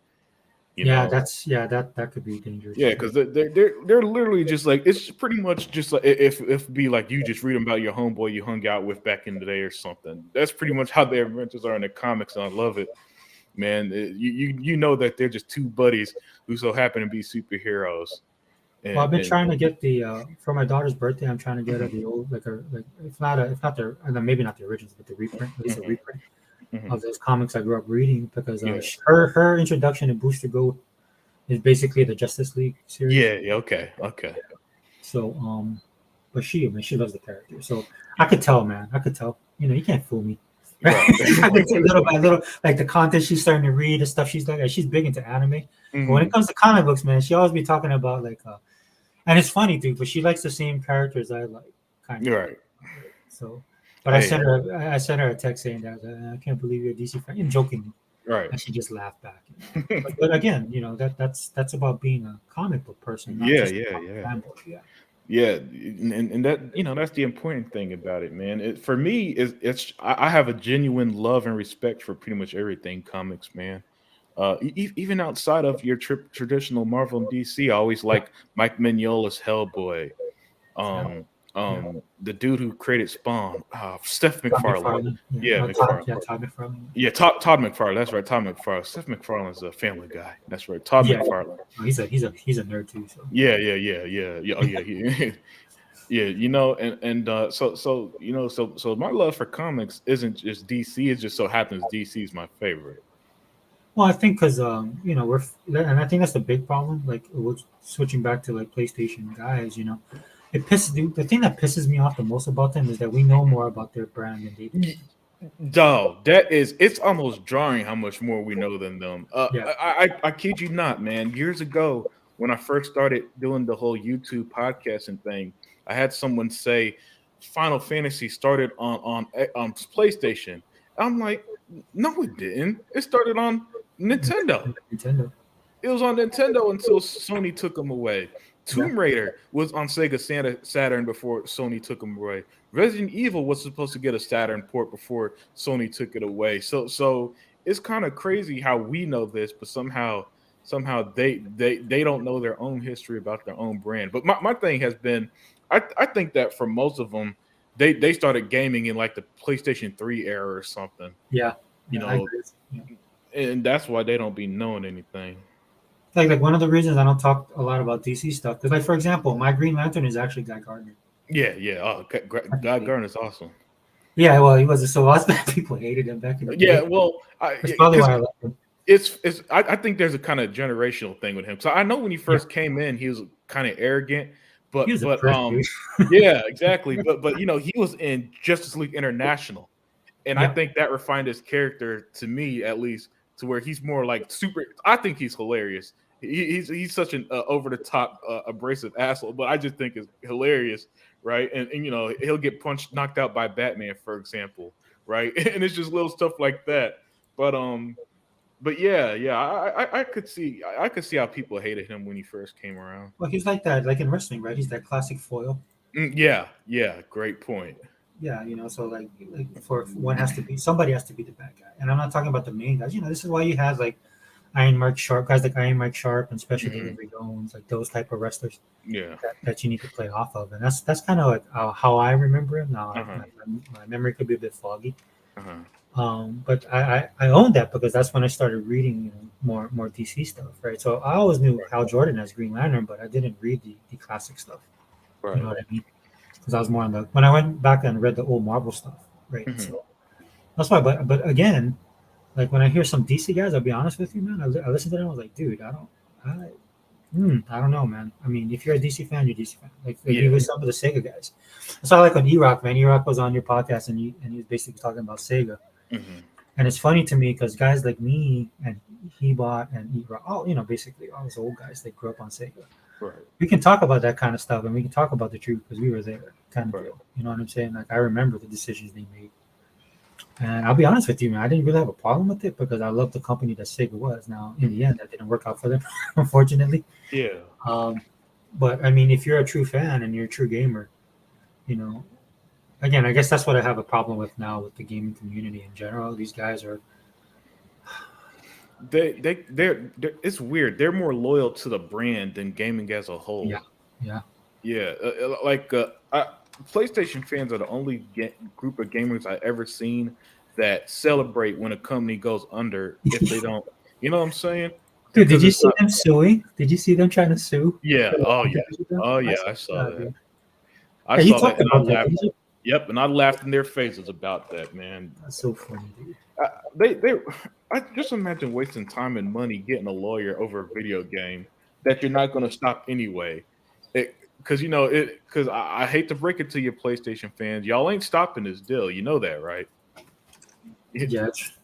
Y'all know it pisses me off. We have to tell the Xbox guys that. That's a really pisses me off. Yeah. I don't. Yeah, Xbox community is weird because I never seen a winning side that gets so down on themselves all the time Like they be kicking rocks like Xbox going out of business.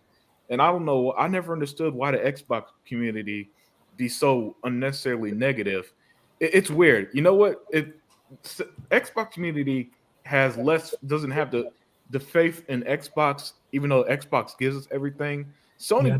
Sony gives their fans nothing, and they got this unwavering support. Faith in them, and it blows my Like that blind mind. love. Yeah, it blows my mind how the two fan bases are just so opposite sometimes. I was saying this last year, man, and I said that about to the Xbox guys. I was like, dude, the only people that's going to end Xbox is not going to be Nintendo. It damn sure ain't going to be Sony. Right? The only people that are going to end Xbox is Microsoft. Yes. When Microsoft decides that it's not worth it, and we see them do it all the time. If you follow Microsoft, Zoom. You remember the Zoom back in like 2008? Yeah, I remember that. Dude, that streaming service, they did that didn't work out. I was like, oh well, that's the kind of money they have, dude. And I've seen them do it enough times, where to the point where I'm like, yeah, dude, I'm not worried. No. It'll be Microsoft. This is why, in a sense, I see why Phil Spencer is the way he is, and their corporate is the way it is. Though I love Satya. Satya be throwing bombs sometimes. Yeah. Oh yes, so Satya, man, that's my dude. I could tell immediately. He got a lot of business. He's definitely the business guy, and he got that business mindset of all right.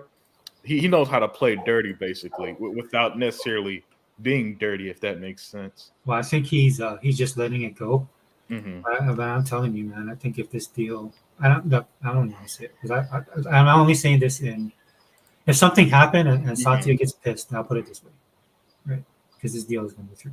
But if Satya gets pissed, man, if Sony does something to piss them off, dude, I think he would just if he takes off the gloves, it's all the stuff these guys cry about that Microsoft doesn't do. Right? Yeah, they're greedy. They're trying to buy this, not even knowing again their own history and what Sony's done in the space. Sony's evil, man. They are the evil empire. Yeah, they really are. I don't know. You remember this group called Rage Against the Machine? Yep. So they had this album that was called Evil Empire, and that's what the Sega guys back in the day, we were like, oh yeah, that's Sony. That's what we dubbed Sony. Yeah, speaking of Rage Against the Machine, I cannot get there's this tweet last year that was hilarious about because I guess they supported the vaccination, right? And somebody said Rage Against the Machine is now Rage for the Machine. The Rage for the Machine. Yeah, they got hit on the corporate thing. Even before that's what it was. That's what it was. It was supporting something corporate, man. And somebody said Rage Against the Machine is now raging for the machine, man. And it just made me laugh that every time every time somebody bring them up, I now think about that tweet over their more popular songs. Yeah, dude, they were so hardcore back in the day. Yeah, they were. You know what it is, dude. They just got old. Just like your favorite athlete, you just kind of you gotta hang it up, brother. Hey, Mr. Kima, Dragon Quest. Yeah, I remember you had to send in for that one, right? Yeah, Dragon Quest. Remember Nintendo Power? I remember that. Yeah, man. That was their magazine. Yeah, bro. Yeah, see, Mr. Kima knows, man. We old school. And look, I'm not trying to dump on the next generation, man. I mean, I'm all for them taking over. Yeah, and they're going to. And they're going to. You can't stop. Progress. Yeah, I just want the next generation to have the knowledge. The knowledge of where it comes from, man. Don't be like basketball fans. I love basketball as a sport, but basketball fans they always hate on the older generations. They hate on like the Michael Jordans and Hakeem Olajuwons of the world, right? And I'm like, nah, man, you got to respect the basketball players of the 60s, 70s, 80s, and 90s because they set the foundation for where the sport is now. They're the reason why sorry basketball players get millions of dollars because that wasn't the case for the longest. Athletes were not these big time millionaires they are now, but they are because of players like Michael Jordan who turned the sport into a global phenomenon, right? Dude, my dad used to wax poetic about guys like Lucas. What's his name? Maurice Lucas? Marcus Lucas. Marcus, yeah. Yeah, Marcus Lucas, man, and guys like the Enforcers, man, back in the day, right? And then when I was growing up, man, I looked up to guys like Bernard King and Purvis Ellison. Yeah, exactly. Yeah, so and I respect those players because by the time I came around, You know, by the time I came around, you had the Steve Youngs of the world, what's that dude? That running back Hurts, who was a beast for the 49ers in the 90s, man. And you know, being a football fan as someone from Houston in the 90s is weird because when I was a kid, that the Oilers moved to Tennessee in like 96 or something like that. Yeah. So I didn't really grow up on the Oilers like that. I was still too young. So I didn't really watch Warren Moon in his prime. He was old and the Oilers sucked by the time I started watching football. No, right? dude, the Oilers, man, because you know I'm from that era because I'm a Steeler fan. Mm-hmm. We had some classic battles with you guys. Yeah, That whole division. Yeah, it was like a war zone, but my point is that was before my time, unfortunately. Oh, right. Yeah, so I appreciate them, but more so from the standpoint of what they did historically. But I didn't watch them. You know, the Texans didn't come around until the 2002, and so when they were the new team in Houston, you know, we all just like, hey, screw the Oilers. You know, it's all about the Texans. You know, and you know the way they left Houston left a lot of people with a bad taste in their mouth. No, just like the Browns. Yeah, that's why you got the Ravens now. That's why. Yeah, you're right. And they left a year before the Oilers left. Dude, they left at like the stroke of midnight, dude. That's what they did too. I mean, you wouldn't have the Browns like the city, right? I guess they petitioned the NFL. I was sad, dude. I was like, it's like you know, like I'm Superman and we're losing Lex. Right. Yeah. Oh, yeah. That's right. Y'all are super rivals. And that's when they're good too. So the rivalry meant something. Well, dude, I hate it because like I grew up in Hawaii. Dude, I had no idea about Cleveland. I didn't even know about that tri-state area. Yeah. All I know is that I'm a Steeler fan and we hate the Browns. Yeah, that's all I knew. Hey, that's how it is, man. I love sports rivalries for reasons like that, man. But like you said, you know, we don't get that anymore, man. It's just not the same. It's just like with 100, he's a Raider fan and I'm a Steeler fan. Yeah, they had a bunch of classic battles. And what was cool, what I like, you know, with teams like that, y'all used to have battles with the Raiders like the AFC Championship game, not just the stakes were massive. Well, it was like it doesn't happen now, right? Because it was like you know what people say is machismo, man. But I love that. Whoever hit the hardest. Yeah, right? We had Lambert, dude. They had Tatum. Yeah, right. They'd be trying to lay each other out, all that. Because I used to play football. You know, football's my favorite sport, and you know, I don't know if you know, but football in Texas is massive. Oh no, I grew up honestly, bro. I grew up in Florida, so I grew up. Okay. So you know how massive you know football is in the South, and all that hard hitting stuff that ended like years after I left high school, and there's still a sense of like, man, knock his ass out. You know, I understand player safety and all that, but you know that part of your brain that grew up watching the Lawrence Taylors of the world just crush people, you know, that part of your brain, man, it's hard to let that go by the way they try to do it now, where if you even breathe on a quarterback, it's roughing the passer and all that nonsense. You know, I hate to say this, I could understand the business argument of it, but you know, the NFL is so woke now too. Yeah.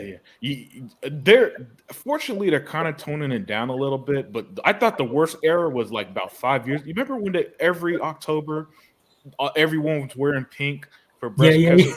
That was absurd. That was too much, and it got to the point where even the NFL had to stop that nonsense, man. Because it's like, come on, man, they look like they're wearing flowers out there, not playing football. Well, it's sad, right? That's why you don't have like like the old school football players who become announcers or work on the games or do commentary or become analysts. Yeah. You notice like they started getting rid of those dudes, right? Because they're from that old school, man. Yeah. Coaches, like Mike Ditka and those guys, man. Like, but like, what's his name? Singletary, man. Devin Singletary. Yeah. No. I think it's Devin Singletary the one who plays for the Bills now, or the legend? No, it is. I'm talking about Mike Singletary. Mike Singletary. That's who it is. Yeah. So I was watching the Bills game the other. You could tell I was watching football the other day. Mike Singletary. Yeah, he was a killer. He was a killer.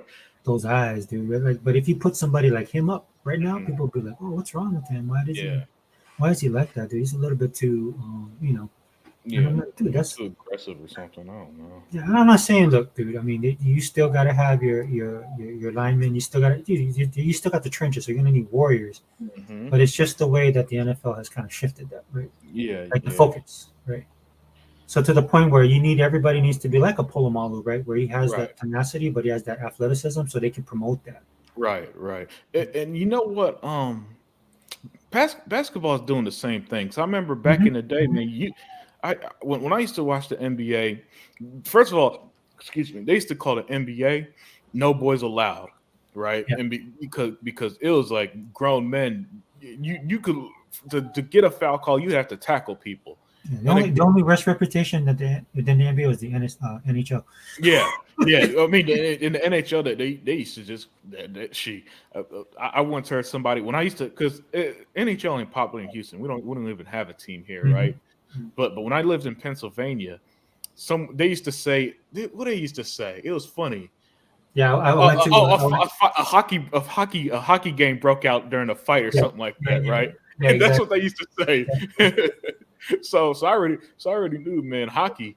You know, but same thing with the NBA. Now again, when you grew up on seeing the actual foul, I mean, like you had to tackle somebody, man. Now you just like lightly brush them. Oh, it's a offensive foul, and he's like, oh man, that's the stuff that makes people say current era is weak, and for me, it's like I kind of feel bad because even NBA players have come out and said stuff like I want to play defense, but for some reason the worst commissioner ever in sports, Adam Silver of the NBA, if you talking about the NFL's woke, he is ultra mega.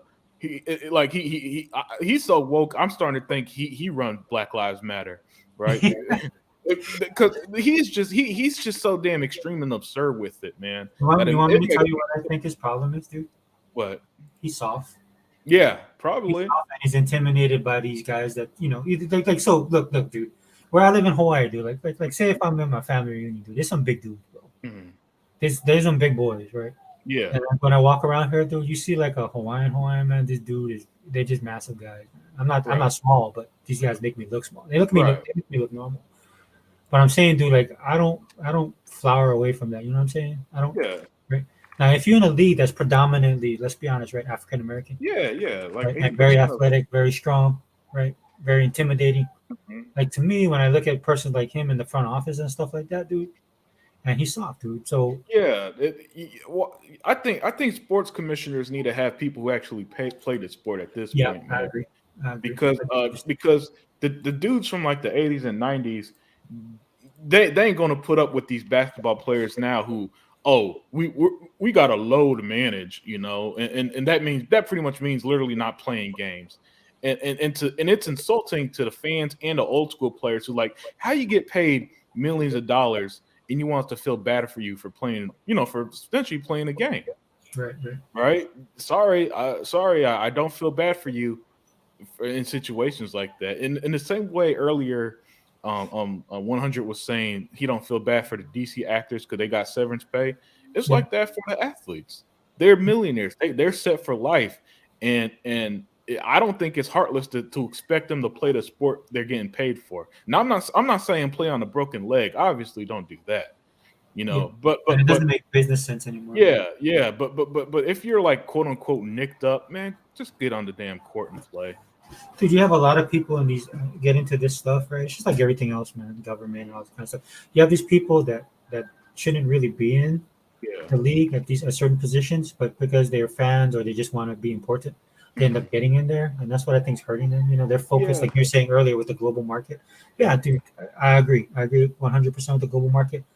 But man, and dude, look, I try and check myself, dude, because I'm old and maybe I'm getting too conspiracy theory, right? Mhm. But like when I look at it, I'm like, it's almost like they're trying to replace like going international, right? They're like, okay, Right. we want people to appeal to this certain market, and let's just be honest, dude. Somebody like, look, the bad boys wouldn't be able to exist today, right? The No, bad boys no. just would not. So what's more marketable, man? If I get that 7'2" center who likes to shoot 3-pointers for some damn reason from Mhm. Estonia, or am I gonna get a Rick Mahorn, right? Right, right. Like so. to try and appeal to certain. I understand that you do that, but the thing that pisses me off is the same thing that pisses me off about Marvel. And I'll be honest with you, dude. This DC is on the same thing that upsets me. Yeah. But it's you have to cater to certain audiences like that. But there's a reason why fans come into your stuff. You're selling a product. They like your product. Right, you have to improve your product. You try and be inclusive, but you don't change it at its core. Yeah, and that's where they mess up. I genuinely think Sega Forever that they got this, I don't know, self-importance about them. And to me, it's like, dog, it's Superman. I don't need Superman to support every freaking thing. Just write him as he's been written since 1938. You know what I'm saying?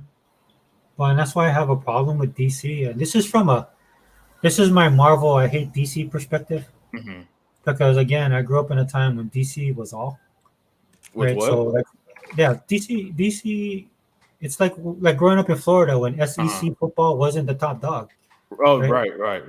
So that's how I am. Marvel was not the top dog. It was always DC.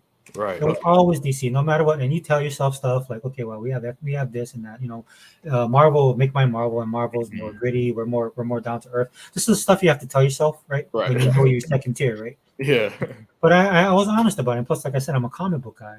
Mm-hmm. And I'd have those arguments with my friends, but it was fun. And so, but when I look at what DC is, that's the only thing that I don't like about the DC EU right now in the Marvel stuff, right? But I'm like, dude, look at how well you do. Like you said, their animations are on point, like off the charts. Your freaking TV shows, some of them aren't great, but the majority of them are awesome. Because you respect, you know who you are, you respect the stuff, right? And then even to the collectibles, everything they do outside of the movies recently. And the reason why, man, is and I wanted to tell E-Rock this when we were talking, but I know E-Rock's very passionate about DC, but that's the only thing I don't like about DC right now. It's like, dude, it's like with Xbox, dude, be who you are. Don't copy Marvel. Don't tiptoe around stuff, right? Don't try and cater and change who you are, right? Yeah. Be who you are, and that's like what's his name used to say, man. Be the behemoth that you are. Oh yeah. Next gen. Next Gen used to say that all the time about Xbox. So that's what, and Xbox is doing that kind of right now. That's what DC needs to do. Like, dude, I'm with you 1,000,000%. Listen, everyone's at their best when they do them, and nothing. I can't think of anything that's ever been as good when they try to copy what was already successful. Can you? No, never. Look. Products do that all the time, right? If McDonald's the top now, Burger King. Right, there's things that you can copy, but you got to make it your own. Japan does this all the time. Right. They'll take something, but they kind of make it their own. Right. Right. The great thing, the reason why I was talking to you about My Hero Academia, is because it reminds me of the classic type of superhero stuff we would do, but now it has an anime thing in it. Right. It's got that anime flair to it. Yeah, but at its core, dude, All Might is basically Superman. Right. That's all it is, and it's their perspective on Superman, but it holds. So if you like, as long as he's not evil Superman, because I'm so sick of that trope. No, dude, it is so. Yeah. This is the reason why I think Henry Cavill got let go. Because, like I said, when I think we talked about this, but just to reiterate, when they interviewed him the first time, when he's going to make the comeback after the cameo, and he left Richard, he said, "What was he hoping for?" And he basically said, "Hope, a lot of hope." Yeah. So that's the Superman he's thinking of, and of course, when they got James Gunn. That's not what James Gunn, right? So I actually agree with Hebot. The problem with James Gunn is that he's like Bryan Singer on X-Men. Bryan Singer is really good in X-Men 1 and 2, but he wasn't great for the other movies because he's too dark, a little bit too reflective. And that's why with James Gunn, he's the reason why Guardians work for him is because it fits his style. And the movies that Hebot was listing, like Slither, is like one of my all-time favorite cult classic movies. Right. But that's his style. So how is that going to apply to DC, right? Yeah. As a whole, right? So, a Superman that Cavill wants and a Superman that Cavill can be is not the Superman I think James Gunn. That's why I think they got rid of him, and then they're like, okay, we're going to go younger. Yeah, and which, my goodness, I would be so upset if they do another Superman origin movie. Dude, I'm sorry. I mean, you could retell Superman, Batman, and Spider-Man. You could retell their origins in your sleep. You do not need the fifth freaking time of doing that. Yeah. But you see what he did with Suicide Squad. That's why he matched Suicide Squad so much because of the type of characters he used. like the Yeah. polka dot man, dude. It's Yeah. just basically you got a Guardians of the Galaxy style because that's his wheelhouse. Yeah. With Taika, right? Taika Waititi has a specific thing with Thor Ragnarok. Then he went Mhm. overboard with Love and Thunder, right? Because he, ego again. But um, I'm not saying they're not talented or they have a right to their own style and stuff like that. But when Yeah. you're trying to rebuild a house, Yeah, I don't it know. doesn't it doesn't work for everybody. And then another thing is that stuff like what James Gunn did, it works for like kind of less established, more Mhm. obscure. Because let's be real, Guardians of the Galaxy were pretty obscure until 2000. Nobody, dude. Dude, this is my biggest pet peeve. Mhm. When it was announced, even I was like, "Why? Why are they doing this?" I'm like the only Yeah, person I know that actually read those comic books. I mean, the yeah, original. And then these IGNs and all these other people start coming. Well, the Guardians of the Galaxy, and I'm like, dude, what are you guys talking? Where were you guys back when I was yeah. done? I listen. I guarantee. If I were betting, man, I bet they got a lot of facts wrong, and you're watching like that's not what happened. That's not how it went. And you know what I'm Oh, saying? it was wonderful because that Mhm. checked them. Because a lot of these guys were putting themselves out there, and they're googling it, and the Yeah, people are yeah, coming in. There's just a few of us, but we would go in there. It's like, no, no, that's not that character. Nope. yeah. Hmm. And then people were like, oh yeah, but if it's the '90s version, like the fans are awesome. This is why I love fans, right? Because the Yeah. fans will go in there and they'll get fanished. They're not trying to Mhm. down you or destroy you. They get fanished, and these guys can't answer. So it checked a lot of them that they were Yeah. like, we gotta check ourselves, which they need to do. Yeah, badly. You Yeah, know, like but I I mean, said, but my point is that with him, with James Gunn, turning the Guardians of the Galaxy or the Suicide Squad, who aren't really the household names of your X Men's or Justice League level characters. You could do a lot with them. You right, could push the boundary with them. You could characterize them a bit differently, right? And it'll work. You can't characterize Superman super differently. I'm sorry, but no, Superman cracking jokes like he's Spider-Man is not going to work.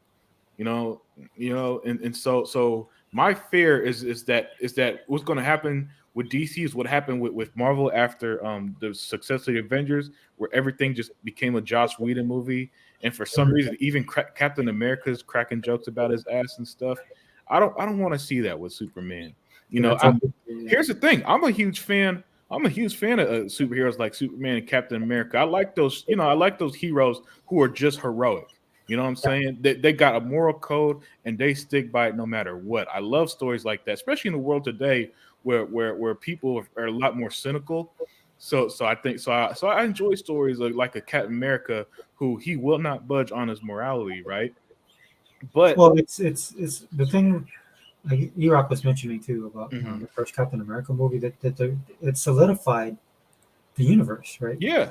Yeah. So because of And, that moral compass and- that it was. yeah, and the thing is, like the scene when before he became Captain America and he jumped on the fake mine nuke, no, not nuke, grenade, Yeah, grenade. You remember that? Yeah, yeah, stuff yeah. like It's that one is of the best scenes. fantastic. Yeah, stuff like that is fantastic, and it's what I like in a character like Captain America. What I don't like from Captain America is, oh, that's America's ass.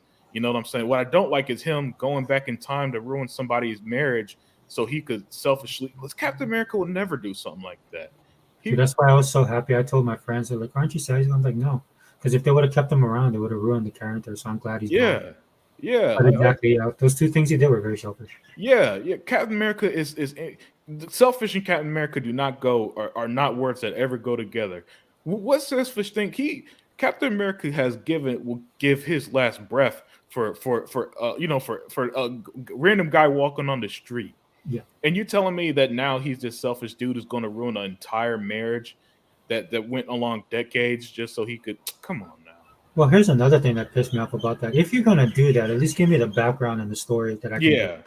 Yeah, yeah, It's just like this one-off, and that's a lot of problems.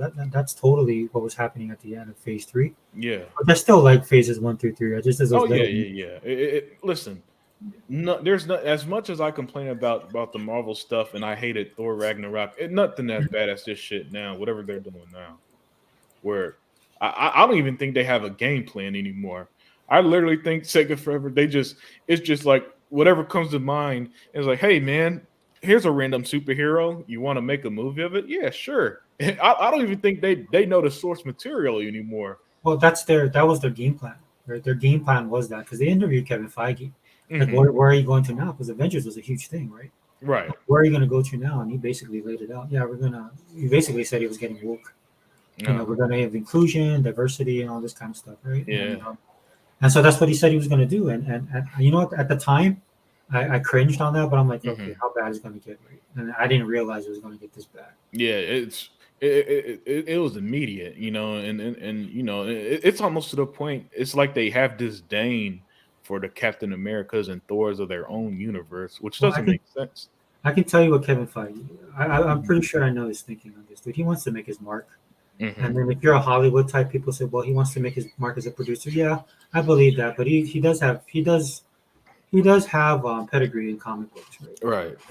But I honestly feel it. I think he wants to be his own version of Stan Lee. I think he wants to set that tone, right? But the problem again being, and I've said this before, but the problem being, it's not that time anymore. You know, guys like John Byrne and Stan Lee, the guys of that period of comic book, Jack Kirby's and all them. Yeah, dude, it's just like, dude, it was at the height of the civil rights movement. Yeah, coming off the Vietnam War, there's a real world issues. Yeah, man. That whole Black Lives Matter does not listen. I'm sorry, people. The stuff. I've been fortunate enough to never deal with the same level of racism, say my grandparents did, right? And I'm happy for it. So when people say stuff like, I see this a lot with there's a lot. They'll say like I don't support Black Lives Matter, and that's for a different topic. But after doing research, I don't think it's a pro-Black organization some people think it is. I think it's more like a financial scam that kind of has tricked a lot of people into being fake. That fake virtue signals nonsense, but doesn't actually solve anything. The thing is, man, back in like the 60s, 50s, 60s, and 70s, that was different, man. That's like dogs attacking you on the street. White and white and black people's different, could use different bathrooms type situation. That is a different level of racism than I'll ever experience, right? And so when those characters are a lot more hardcore back then, it makes sense. When they do it now, it just feels so fake, especially when it's a white writer. And I'm not saying that white people can't write black people, but what I have issue with is like when a white writer turns Miles Morales Thor, and I don't even know what the fuck he's talking about. You know what I'm saying? When he's like, oh man, this is some jive stuff right here, guys, and it's like, oh my god, what are you doing? Just write him as this how you write any character, sake of ever. Write him as a normal person. That's it. That's literally it. Give him the same dialogue you would any. Don't give him slang. Don't do any of that stuff. All right, just write him as a normal person who just so happens to be black, and you got a great character. It's literally that simple. Dude, one of my favorite movies is Adam Sandler, 50 First Dates. Yeah. And so normally when they do these shows with Hawaii, they try and include the culture, and I'm like, dude, just make a good movie. Yeah. So when you watch that movie, there's all Hawaii is a backdrop, right, to it, and they do some like local stuff that local people remember, but it's an Adam Sandler movie. Everybody's going to go watch your movie because it's Adam Sandler. Adam Sandler knows this, dude, and he's been doing stuff in his movies for years. So it's basically basic. Adam Sandler. The backdrop is Hawaii. Then you got Drew Barrymore and I forget my boy Rob Schneider, and they just were being themselves, even though it's a backdrop of Hawaii. And it was like awesome, dude. I'm like, that's like a good movie. Yeah, I mean, like Ernie Hudson's character Winston from Ghostbusters. He didn't come around. He didn't come around on Ghostbusters like yo with a pimp cane or nothing. He was one of the guys. He was one of the scientists. You know what? He was one of my favorite characters in the movie. Yeah, it's funny how if you just write them. Listen, if you just write these, if you want to do diversity, just make them a normal person. They don't need to be some quote unquote representation. I'll even go as far to say this: I don't need representation. I don't need to watch TV and be like, oh, he looks like me to feel accepted. Just make a good show, and if he's a good back character, I'm gonna like him. It's that simple. I had a joke with my friend when I said that. I was like watching. So, if you watch a lot of movies and TV shows, right, the white guys, especially in the West, right, the white guy's always the bad guy. So I was like on this forum, like everybody's critiquing the show. And of course you have people in there. Yeah, I think that's wonderful because, all this stuff with, the rich white guy and all this kind of stuff. So I wrote in there. just joking, man. I'm just being sarcastic. I wrote in there. I was like, dude, that was a horrible character. Why can't the like I just said like the minority was like, why can't the Hawaiian guy be evil? Right. Yeah. Like one of the best movies I love was The Substitute, Mm-hmm. right? And so that was in Florida, right? So Miami. In fact, Ernie Hudson was in that movie. He played the Yeah, principal. yeah. And I loved him, dude, because he had that cool evil, right? Like he had that proper evil. Like you wouldn't get him in that position. He's like, okay, so he must be good because the way he is. But then you find out he's actually running everything. But one of the bad guys in there, dude, he was from Dances with Wolves. Mm-hmm. So like, because they're running drugs to there, so their connection was this dude. So you just assumed the dude was gonna be like Mexican or Cuban, like a Hispanic dude. But the dude was a Native American guy. In fact, it was the actor from Dances with Wolves. Right. Right. So he was like on the boat, and he's like, "Yeah, when I find you, I'm gonna kill you." Like that. And I was kind of like, "Yeah, dude, that's how you don't think about it, right? It's just like you have an actor, right? The dude's good for the role, right? They got an old boy who's a singer, man. Mark Anthony, dude. I know. Look, so growing up, everybody knows who Mark Anthony is, right? And he was popular back then. But he's a singer, dude. He's like a good looking dude. Then he played that one. He played that little gangster, that hood gangster guy.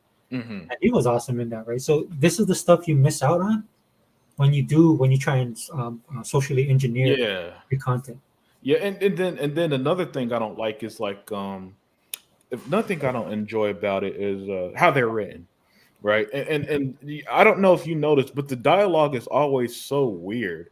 For example, nothing makes me cringe harder than seeing black characters say stuff like "my oppressors." In my 32 years of life, living around being around black people, it doesn't matter if it was in Texas or Pennsylvania or in New York. I've never once heard black people in my life say "my oppressors" when it's referring to, say, white people, right? Never. So whenever I see stuff like that, it's like, come on, what are you guys doing? Nobody talks like that. And when that happens, Sega Forever, it takes me out of it because I can't suspend my disbelief that this is something that could actually happen. Yeah, I'm the same way, dude.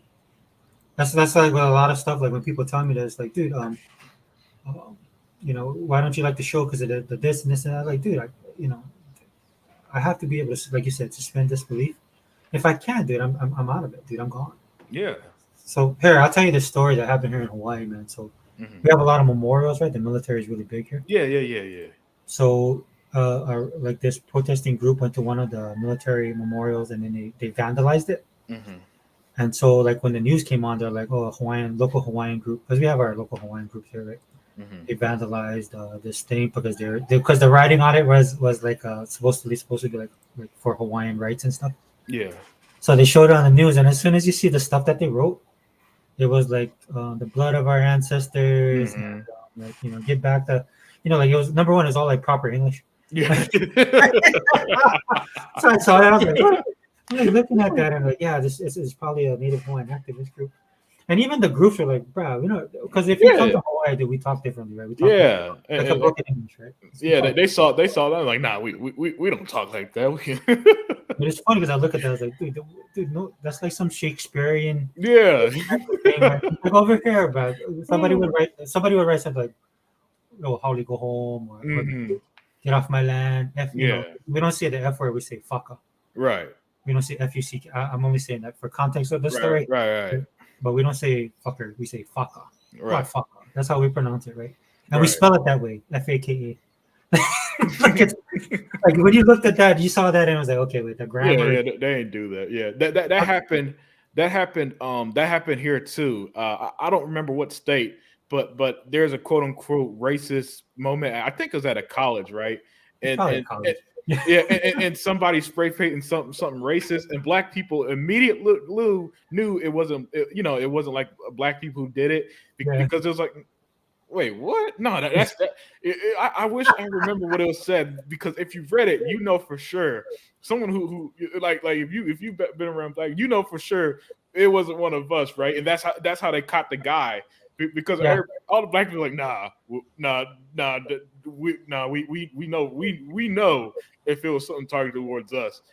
And then it turned out to be some dude. I think it was a white man who was trying to. This is what he was trying to do, and it's crazy. He was trying to put something racist, not because he's racist, quote unquote, not because he's racist, but because he wants to do one of them social justice things. Like, look at how brave I am for helping you guys, right? Which I think that's racist too. I don't know why people don't call it out. I think it's insulting and racist to see black people or anyone who's different as some type of cause, right? Because my thing is like, I don't need the government. You know what I'm saying? I don't need the government to sit here and protect me and do this and that. I just want to be able to enjoy life, have the same opportunities. And here's the important part: opportunities as anyone else. And as long as I have that, I think we'll be good. You know what I'm saying? Well, the problem with when you do stuff like that, you also take away, like, it's just like I feel sorry for my daughter because she wants to be an artist, man, but everybody keeps on pushing her into STEM. Yeah, because they want, they want her to, I don't know, representation. That's the word. That's the word. And I'm gonna say it again. I don't think representation is all that important. Here's the thing: for freedom to exist, and I don't think people understand this. For freedom to exist, you got to accept the good and the bad. And the reality is, if we're going to have freedom, that means that everything isn't going to be 100% equal in the sense. When I say equal, I don't mean like oh man, so you mean black people shouldn't get education? No. When I say equal, I mean that doesn't mean you're never going to have a situation where 50% of CEOs are women and men. That's just not going to happen. The reality is, and if you want equality, if you want freedom, I mean, what's going to happen, Sega Forever, is that naturally women tend to go towards, say, social jobs like teaching and nursing, right? Men tend to go to like your engineering and stuff, right? So what's naturally going to happen is that there's going to be a divide, and that's okay. As long as a female engineer never gets blocked from being an engineer because she's female, I that's the only thing that I'll fight against. Don't block somebody from achieving a goal, just because, most of them are men, most of them are women, or most of them are black, whatever the case is. However, that's it. But don't expect, oh wow, why aren't half the CEOs women? That's not going to happen. And once you let that go and let people pursue life as they will, I think we'd be better off. Yeah, because and then I'm at the point where, look, and then if you get into those positions that are predominantly men, right, and then you do have problems, right? Because I've seen it myself, right? Yep. I'm not saying it doesn't happen. Yeah. But then that's when you deal with it, and it's best dealt with on the local level. Man. Exactly. They want a one size fits all, right? And that ends up hurting the person a lot of times, actually, too, because that person, it takes away your choice. Yeah. Like for me personally, like a lot of people, when they find out I'm Hawaiian, they expect me to, like or not like certain things. Yeah. But I'm not like that at all. In fact, I think for most, even if you're in a minority group, because you still have an individual status, like the difference is like somebody that can, like for myself that grew up in the mainland and coming back to Hawaii, I'm totally different than people that grew up here. Right. Now, if you grow up on one island as opposed to another island, there's differences. If you're on the same island, but you on the windward, leeward, there's different sides of the island. Yeah, it's going to be different for you, right? And that's the problem with this, with a lot of this stuff, right? They try and put you in these boxes.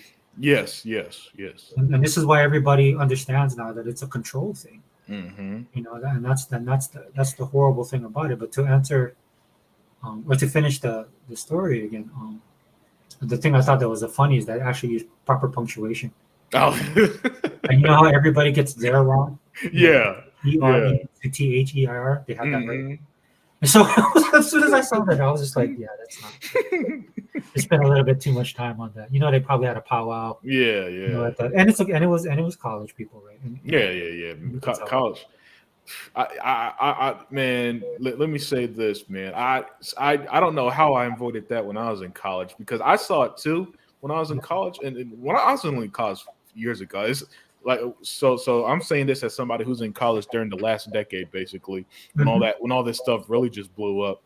It's almost surreal, man. It's almost surreal how people drink the Kool-Aid out of a lot of these colleges, man. Well, that's why they've infiltrated a lot of your teachings. And, it's all. So this is why you have certain things going on in like tech and in government, right? Because a lot of these people get these jobs. And I'm not saying they're not smart, right? But I mean, I think they could use a little bit more experience before they get like these jobs. Right. But it's basically just indoctrination. Yeah, and then what I hated, man, was it's like they only want you to think one way, and that's terrible. That's a terrible society if you could only accept thinking one way. To me, ideas need to be expressed, Mhm. and if you don't like an idea, you should talk it out, and that's the Well, best way to come to some sort of conclusion. that won't happen because that's diversity, but it's not the diversity they like. That's Yeah. diversity of thought, as opposed to they're just diversity of color, culture. Hmm. Which is it's funny to me because a lot of these guys now are fighting with each other. Right. Yeah. Because Yeah. the diversity, you can't get rid of that. It's weird. It's like some of them are so quote unquote diverse that they see others as not diverse enough, and it's weird. I will never stumble down that rabbit hole because I think that's a terrible way to live, and I think it's extremely unaccepting to only see like that'll be if I only saw you as Hawaiian, like how are you Hawaiian, but like the Steelers, shouldn't you like that Hawaiian college team or something like that? It's nonsense. You're your own human being. How am I supposed to assume what you like and don't like? Yeah, like if I come visit you in Houston, I'd be like, bro, I want to try the brisket. You'd be like, well, don't you want like some Hawaiian pizza?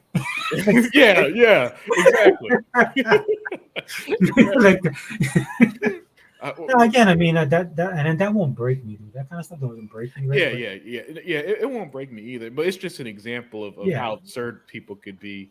Let me tell you this before I now finally finished working, so I'm gonna head out in a few go ahead, minutes. bro. But Yeah. let me tell you this story from yesterday, basically. So I went to my cousin's house, right, for Christmas. Before that was the first family member I stopped by since they live close, and their Yeah. neighbors were there, and the neighbors, it's a white man with a Hispanic woman, right? And the Mhm. way it was my first experience, sig if ever, with those super woke people who like, for example, the way he talked about it, he said stuff like, "Oh, I don't see color" and all this other stuff. And I'm like, dude, you don't need to say that stuff. Yeah. You know what I'm saying? If you don't see color, Yeah, then you don't. Why? You don't. To me, if you don't see color, why would you mention it? You know what I'm saying? By him saying that he sees color. Yeah, it's one of the things like if you need to say it, then to me you see color, right? Yeah. Yeah, and his wife was talking about privileges and all this privilege and all this. So I'm like, guys, what are you talking about? It ain't that. Nobody thinks like that. Like the general person does not think, oh wow, I should check my privilege, right? That's Twitter stuff. You know what I'm saying? It was just surreal to experience something like that wasn't just off Twitter. They're good people. Don't get me wrong. I'm not going to sit here and like, oh, them crazy liberals or nothing. But the way they talk, man, it was it was a eye opening experience, if you will, on how some people, how the extreme, I guess, if the extreme left, if you will, think, man. Because I never actually met people who said some shit like my privilege and all that other stuff. It sounds super creepy. It almost sounds creepy. Almost sound cultish, if you will, to hear somebody say that in person. Yeah, even here, like Hawaii is a really like a deep blue state. Mm-hmm. But just the average person doesn't go around thinking that, you don't have time, bro. That's how you can tell they have money. Yeah. Because the average person, dude, you got to pay bills and you got to buy Mhm. food, take care of your kids, run around, get stuff done. Yep. This is when people who are affluent and they got time on their hands, especially, and they have a certain type of ideology and mindset. This is the kind of stuff they get into. Yeah. So, that's the thing that pisses me off about Microsoft. One of the few things that pisses me off about Microsoft. Mhm. And I wrote this to them. I'm like, dude, because they want to be inclusive. I'm like, dude, if you're going to be inclusive, you're going to be exclusive as well. Yeah. Because you can't, if you want to include people, everybody's different. Mm-hmm. So, like you said, it's just best to let things go, deal with stuff one on one. Look, if I'm playing Halo and some racist dude is in there, okay, do what you need to do. You have your terms of service. Yep. Right? Make sure because it's ruining the gaming experience and it could hurt the game and your product. Especially since we're going digital and online. Mm-hmm. I have no problems with that. But then when you're favoring, like for me, dude, if because we're number one, dude, like that's why virtual signaling matches, right? Because we know it's nothing more than that. Because if they really wanted to help, dude, I should be at the top of the totem pole as a Hawaiian. Right. Exactly. Right. Because dude, I'm not even on the totem pole. Like I said that before, right? I'm buried underneath the pole. yeah, either you or like Native Americans, Yeah. they, who like when people talking about genocide, that's probably the closest to genocide I could think of. But I think I would say I'd give Native Americans a run for their money because at least a lot of them are pureblood. Yeah, Most good point. Good point. Because on the opposite of us, like we have there's like a bunch of races that came to Hawaii and what we call our industrial age, right? Mm-hmm. Because people out there, Hawaiians isn't working the plantations. We're like, no, dude, we're gonna surf, catch our fish. So they have to bring in people from like China, and that's why there's so much mixing here. Like if you look at Hawaii, a lot of you guys would be like, oh wow, it's a lot of Asian. Yeah. Like when UH made the Sugar Bowl, mm-hmm. and then the basically the whole state went to support our team. We got our asses whooped. Oh. Like Georgia, that was bad. But like people in Louisiana was like, did you see it on their faces? They'd be like, what is, and then plus we more worse because it looked like we jumped the fence because we grew up in the South. Right. When I was growing up in the South, black people's black, white people's white. Right. Right. You have somebody me come around, they look at you like, okay, well, who which one of you crossed the line? Right. Now, this is back in the 80s now, right? This is different. Yeah. But man, even then, dude, when our team was going over there and all the fans are going, because you have a lot of Asian mix. Mm-hmm. And then this one cab driver, and I love it too. That's why I love the South. Because the guy's like, man, you got a lot of these Asian people. And he's a black cab driver. Yeah. A lot of these Asian people come over. Like we're getting invaded, like Pearl Harbor. And then he said something like that, dude. And they put it on the news, right? And even I was like, dude, you gotta understand, you're going to a place, that's different. So you gotta conform yourself around them. People who aren't from the South have a bad view of the South. And I be trying to tell them, man, the South ain't as bad as you think. You know what I'm saying? You know why I say I love the South too? Mm-hmm. Because Hawaii is just as bad. Oh. I joke about like Hawaiians are like the rednecks of the Pacific. Yeah. Like, if you go to Waianae, like there's this part of the islands called Waianae. It's still pretty Hawaiian strong over there. Mm-hmm. Like that. So like just say like if you let's just say if you're a white person. Right. And then like the way white people are, right? So like they'll just go, like white people will go anywhere, right? Yeah. They'll like be on the beach, but they're kind of oblivious to stuff. Like I was with my daughter and had this one Holly lady. So like people are waiting on the line, and it's predominantly Polynesian Asian. So we usually wait in line, right? We have this way we do things. Mm-hmm. And so this lady just comes up, just goes in front of everybody, starts talking to the person, starts doing this kind of stuff, typical like mainland Holly lady. And then everybody in the line is getting kind of like looking at her, right? Like this. It's like, dude, do you see the line? We're here. It's like this understood thing. Mm-hmm. But that's kind of how they are. So like when they're like going to go to Waianae, they're like, oh wow, they just have this that irritates people, right? And then sometimes it gets out of hand. So anyway, that's just I won't go into too much detail. But hey man, issues. Hey man, I love it, man. Love hearing stories like that. But yeah, man, the South. I love the South personally, man. But I guess when you grow up somewhere, you're used to it. And going other places would be kind of jarring, like a culture shock, if you will. But I don't mind. I love experiencing new places and new people and stuff. Just to see how things roll elsewhere. And one thing I've always said this. One thing I love about America is that it's pretty much like 50 different countries just came together and said, you know what? Let's just all somehow support each other. And pretty much through our government for the most part, but every state is different, much less regions. Louisiana is very different from Texas, and that's the state that borders us to the east, right?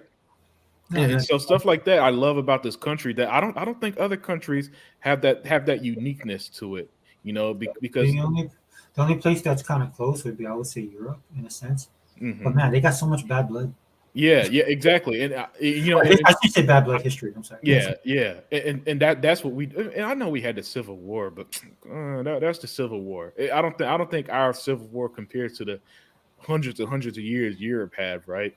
And I think other than political nonsense that's unfortunately driving us apart, I think at its core, America does have a common ground for each other, common love for each other. And I saw that after 9/11. 9/11, those 2-3 years after 9/11 was the one time that this country felt united that I could remember, at least that I could remember. I was a little too young for the Gulf War to remember how America responded that way. But I remember the unity then, and then it kind of fizzled out eventually as people, because there are people now who wasn't even alive. There are people who graduated high school who weren't even alive when 9/11 happened. So they don't know what it was like after that period. Well, we need to get back to that, like you're saying. That's Yeah, the yeah, problem. but without any tragedy, let's get back to that without any tragedy. But that unity, that was that I kind of missed that time of like 2001 to 2003. The way they responded, not don't think I'm saying, oh, you want 9/11 to happen? No, God, no, please no. But just that the way the country, because now I don't think the country would respond like that anymore. Because and I don't even think it's general person. I think it's the people in power, man. The people in power just they drive me crazy because they have the opportunity to, but it's like they refuse to. Well, You know because what I'm saying? they have their agendas and their own politics. Yeah, The yeah. problem is that we're as anything else, dude. Like we have a pendulum swing, we have a cultural Mhm. shift. Yeah. So the younger generation is coming up, and of course, our generation now is the ones in the influence, of course, is millennials, Mm-hmm. right? And that's why you see. I'm just being honest, dude. You see a lot of the problems we have because I would be considered Gen Z. People tell me, Mm-hmm. and when people tell me that, I'm like, oh, okay, well, whatever, I don't care. And then that's what somebody would say, yeah, that's how we know you're Gen Z, right? Yeah, yeah. Because it's just the attitude and the way we were raised, right? Right. We were raised in a different time, but I think with the millennials, right, that they're the ones coming into control, or they are in control, and that's why I think you see a lot of the conflict, right? Because a lot of the stuff. Look, I'll just be honest with you, dude. We all have a spiritual side, right? You're right. Everybody wants to belong to something. Mm-hmm. You look at some of the stuff that anytime you see somebody that does like somebody who invents something Mm-hmm. or somebody who does something incredible, right? And that's people want to be like they want. I think that with this generation, people want to feel like their lives matter. Right. And then when I was growing up, I tell my kids this all the time, right? Because they're Gen Z, and I'm hoping they'll be different. Mm-hmm. But I tell my kids this all the time. Daddy didn't have time to worry about if my life mattered. I was just trying to live. I was just trying to survive life. Right. They don't understand how it feels like to get that phone call, and my grandma's like, "Don't answer the phone." Or get Yeah. the knock at the door. Don't answer the door. Yeah. You have a stack of letters, and like you're wondering, oh, why grandma's not answering it? Then when I got older, it's like, okay, those are the bills, right? Right. You can't have steak. Maybe we're just gonna buy eggs and have some rice. And that's just and then I'm not saying look, that's just the way it was. So I didn't have all Yeah. this kind of stuff, and life went on. I think that was the way for most of us. Mm-hmm. But society now, people, I think we have it pretty good.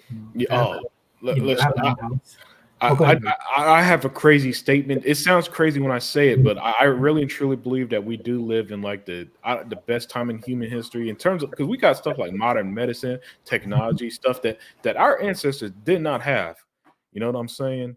So I know it sounds crazy to a lot of people. It sounds crazy because they see the world now as like, how can you say that? But it's like, guys, we're not dealing with like, remember World War One? World War One dealt with the Spanish flu at the same time. Basically, we don't. So coronavirus killed like 1 million people at most in the U.S. The Spanish flu had people. Did you ever read about how places like Philadelphia dealt with the Spanish flu and how many deaths they had? So when people say act like today is worse, I'm like, no, guys, I don't think we have it worse at all. And I don't, I don't want us to blow this opportunity we have when things are good. Right. Well, I mean, and that's the if you're gonna use the word privilege, which I don't really use it a lot. Yeah. I hope I wasn't insinuating that. No. I mean, I think it's true. The society, I'm talking more on the privilege of society. Yeah. Right. Because we, like when I look at my kids, I'm like, wow, I feel like I was born a little bit too early in some instances, right? Because when I was growing up, we didn't have competitive leagues. I would play in fighting tournaments, whenever they would have it. But now, dude, it's like imagine growing up now in this type of age, everything's at your fingertips and all that kind of stuff. So, right. Yeah, I tell my kids that all the time. I'm like, look, you guys have a good time. It's unfortunate that, like the saying, tough times make good hard men. Yeah. That saying that everybody's been circulating online, which is true. They do that because it's true. And when I look at my kids, I try and instill in them a little bit of that hardness. Like, look, we can't have everything. Right. Now, when you guys get old and you become adults and stuff like that, and you want to travel all the time, or you want to get that bigger house, more power to you. You know what I mean? But that So where I'm at in my life, dude, I never, I thank God all the time because I never would have thought I'd make it this far. 'Cause dude, Right. we were so poor, we didn't know. I didn't know I was poor. That's Right. how poor it was. Right. Yeah. When I used to use food stamps, I Mhm. just thought that was something you got from the store. You put your little stickers on. Yeah. Yeah, man. Around in Florida, I people understand, man. I used to get that sad look from people, in Mhm. Florida when I was growing up because I was buying like Mhm. Vienna sausage and sardines and spam, which we Right. grew up on here anyway. I just thought that's just food everybody ate. You're right. Right. Then I found out when I was in Florida, no, not everybody eats that. Because then the next question was, oh, do you live in a trailer park? I'm like, no. You get that stuff, right? And so, dude, it's just a different. Yeah. Hey, man, I'm gonna go ahead and head out, man. Yeah, I'm let's done. wrap it. Yeah, I gotta Yeah. go. Yeah. I was receiving my time. Yeah. But what I'll do, Unlimited, I'll let you guys know. All right. I'll try and do it for Thursday, man. Because what I want to do for the podcast Mhm. is I want to, we'll focus mostly. I'll make sure to focus on. I'll outline it because I've been saying that and then I haven't been. But I just like talking anyway. But what I'll do is I wanted to talk about like the actual what is that? The future, 2023. Yeah. And we'll do a year in review. I know a lot of you guys have been talking about like your games and stuff. You can do that as well, but just a general review of Xbox Yeah. 2022 because I think we need to put that out there because I thought it was a phenomenal year. Yeah. Same here. I Same love here. the Same here, only man. thing I can get, the only thing I'll probably hit them on is the hardware, is the hard drive space. That wasn't fun. Yeah. When you count in your Bing points, Yeah. so you can turn in and get the gift card. That's not a good thing. But so that's what it'll be, and I'll touch on everything. All right. Hey, that works for me, man. But other than that, Thanks for joining me. And I'll probably do a separate podcast now. yeah. I'll try and do it I'll do it with you and E-Rock and of course Hebot. Say goodnight if you want to jump in. We'll just do a pop culture podcast. I'll start doing that. Yeah. Hey, man. I mean, well, video games part of pop culture too. So. Yeah, I know, but we focus on like when we got to go in on these, and I love having 100 on here. This 100 is Yeah. Oh yeah, man. 100 I'm just the best. 100, like he got street cred with me, dude. When you talk about the man. podcast, I go, oh, he's just not saying stuff. Mm-hmm. It's not like IGN. He actually, reads and plays the stuff. And all Yep. that. Not that I doubted it, but it's always good. Nah. And plus, he usually has a counterpoint. We're all more knowledgeable than IGN somehow.